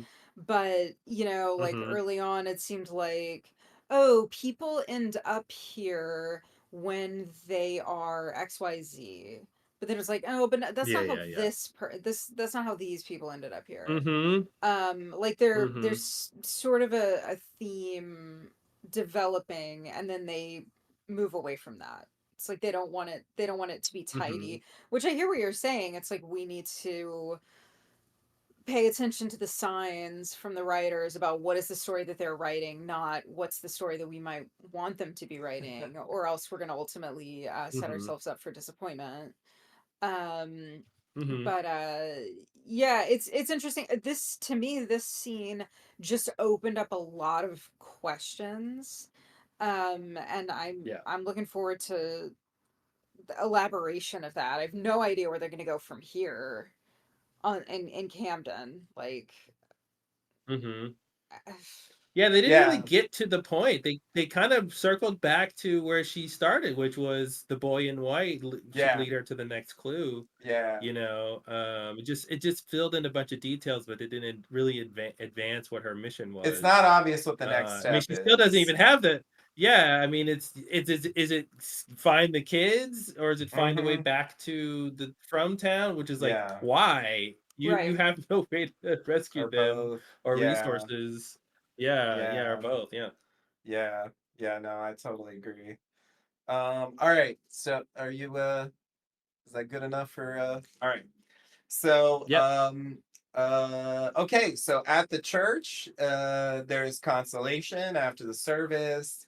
Ellis comes up to Boyd and asks him how he's holding up. He says, not good. Ellis says he carries a lot of weight from this place. Boyd says, we can't keep doing this. We need more information. He asks Ellis for help with something tomorrow. He wants to catch a monster. Ellis looks Hmm. skeptical, and I agree. Uh, y- so I just Yeah. want to say, like, when this came up, I'm not entirely against it. I think, if they've never tried it, I can see, like, we got to try something crazy. Let's do it. Um, but the I had flashbacks of like Game of Thrones at this point. That whole like, let's go grab a White Walker and bring it down to Cersei Mm. so she'll believe that there's a real threat from the north. It's just like it just seems like a crazy idea that like doesn't, I don't know, but I sort of believe Boyd being pushed there because of what's happened. Like it has been pretty Yeah. extreme for him. So Yeah. Yeah. Yeah. Yeah. I Yeah. don't really object to it, but it doesn't really seem like a good idea to me because I think it's a terrible but idea. I'm really curious to see if they manage to attract a monster, to trap a monster. Hmm. Like can they hold like Can what happens if they're there during the day? I'm just really Can curious. somebody please remind him what happened the last time that he had a plan about doing something with these monsters to try to He get recently had a information? plan that failed. Oops. Yeah. Oops. Did you recently But try that's to the catch one of yeah. these guys and then Yeah, don't tell yeah, unleash like a whole don't tell different type of Donna. terror? Yeah. Yeah. Oh Yeah. man, yeah, I Donna's mean, gonna love it. I do think that is a fun, like a Don Quixote kind of thing, like a dark Don Quixote thing. This idea of like a leader who's they're by the circumstance forces them to act, but any action will cause repercussions. But it's but by the virtue of their character, they can't not act. so they're doomed to be in this cycle. Like Boyd's always gonna want to do something. He's like, remember like the whole thing with again on Lost, right?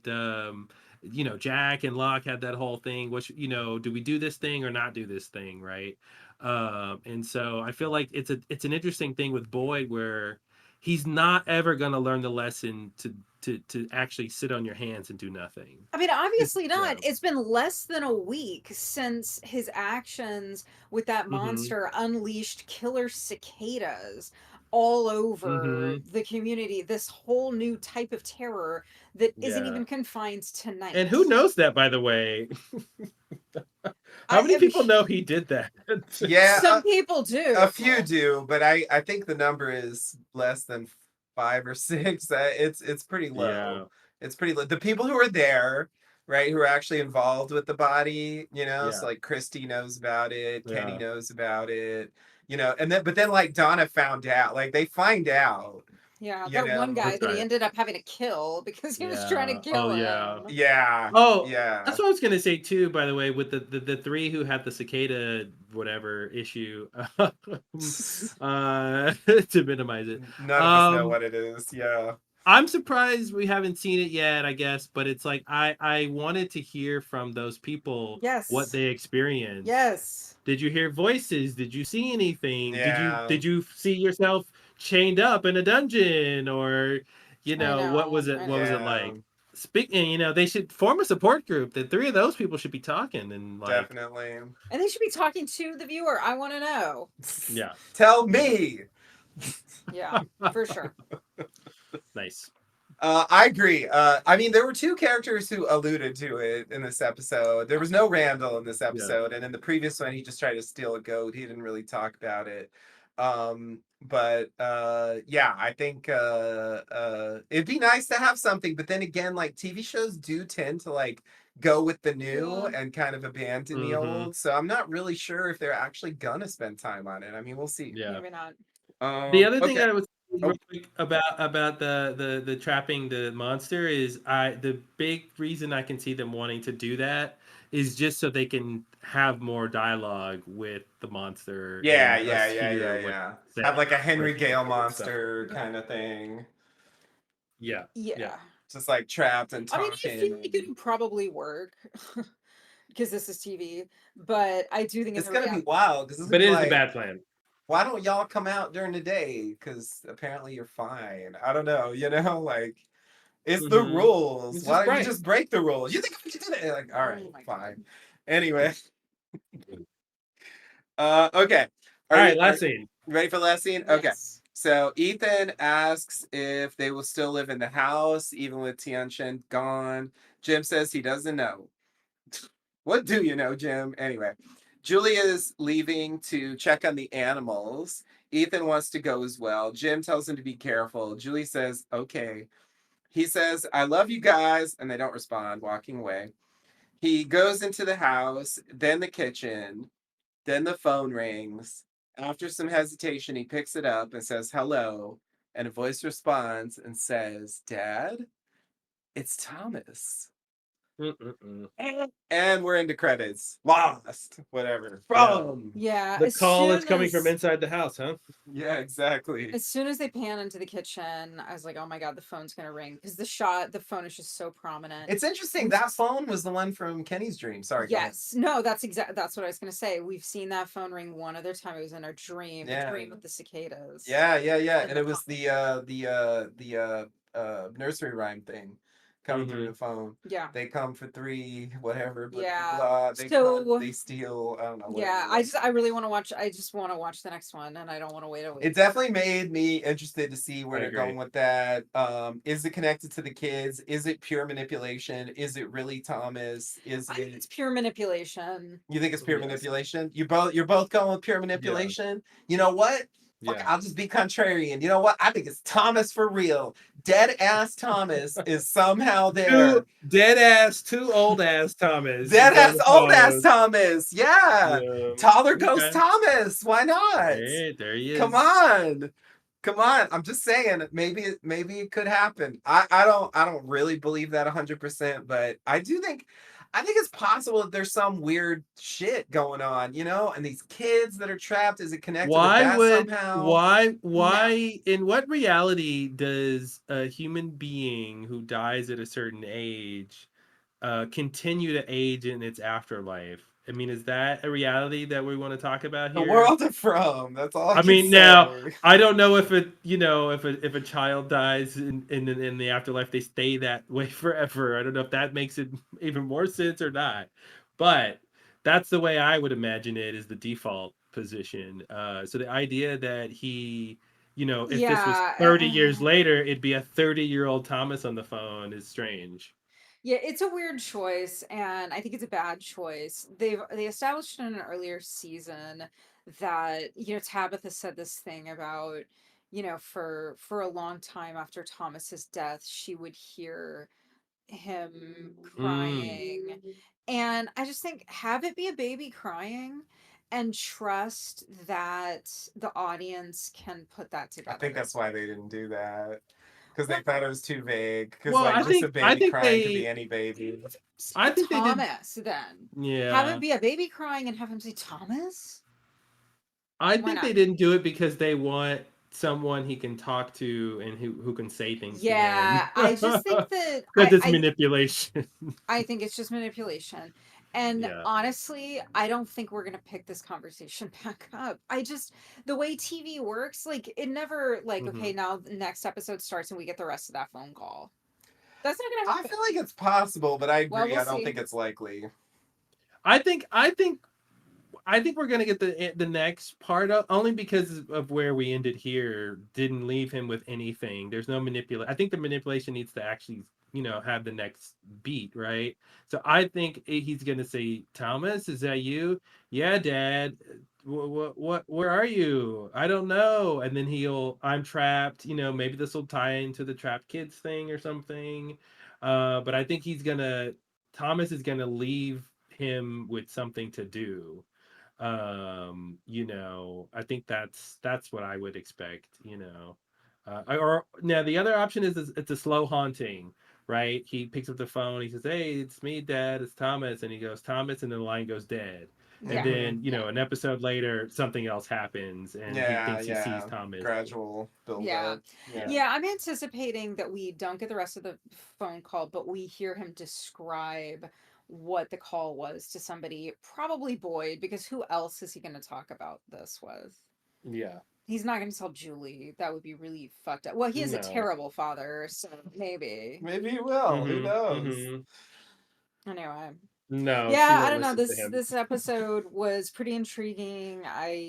Yeah. Yeah, it was lower key than the first one, but it definitely had a lot of interesting developments, and it made me excited for the season. And it is pushing into some interesting places that I didn't really expect. And yeah, I don't know. I think the Yeah. Tabitha thing is still the thing that's like the biggest hook for me, because it's just so unprecedented for the Yeah. show.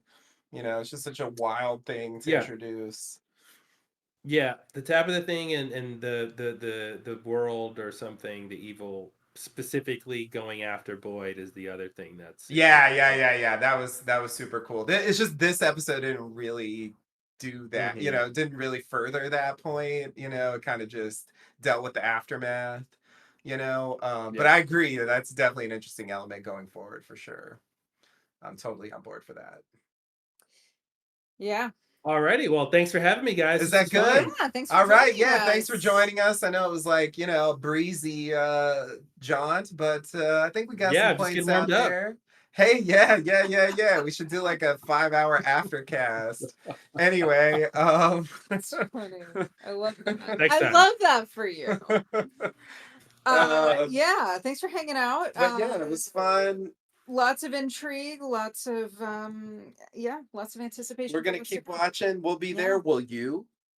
Ooh. From Ah, And all that's right. called From. Yeah, so we have a special ending here. I forgot to tell you about it.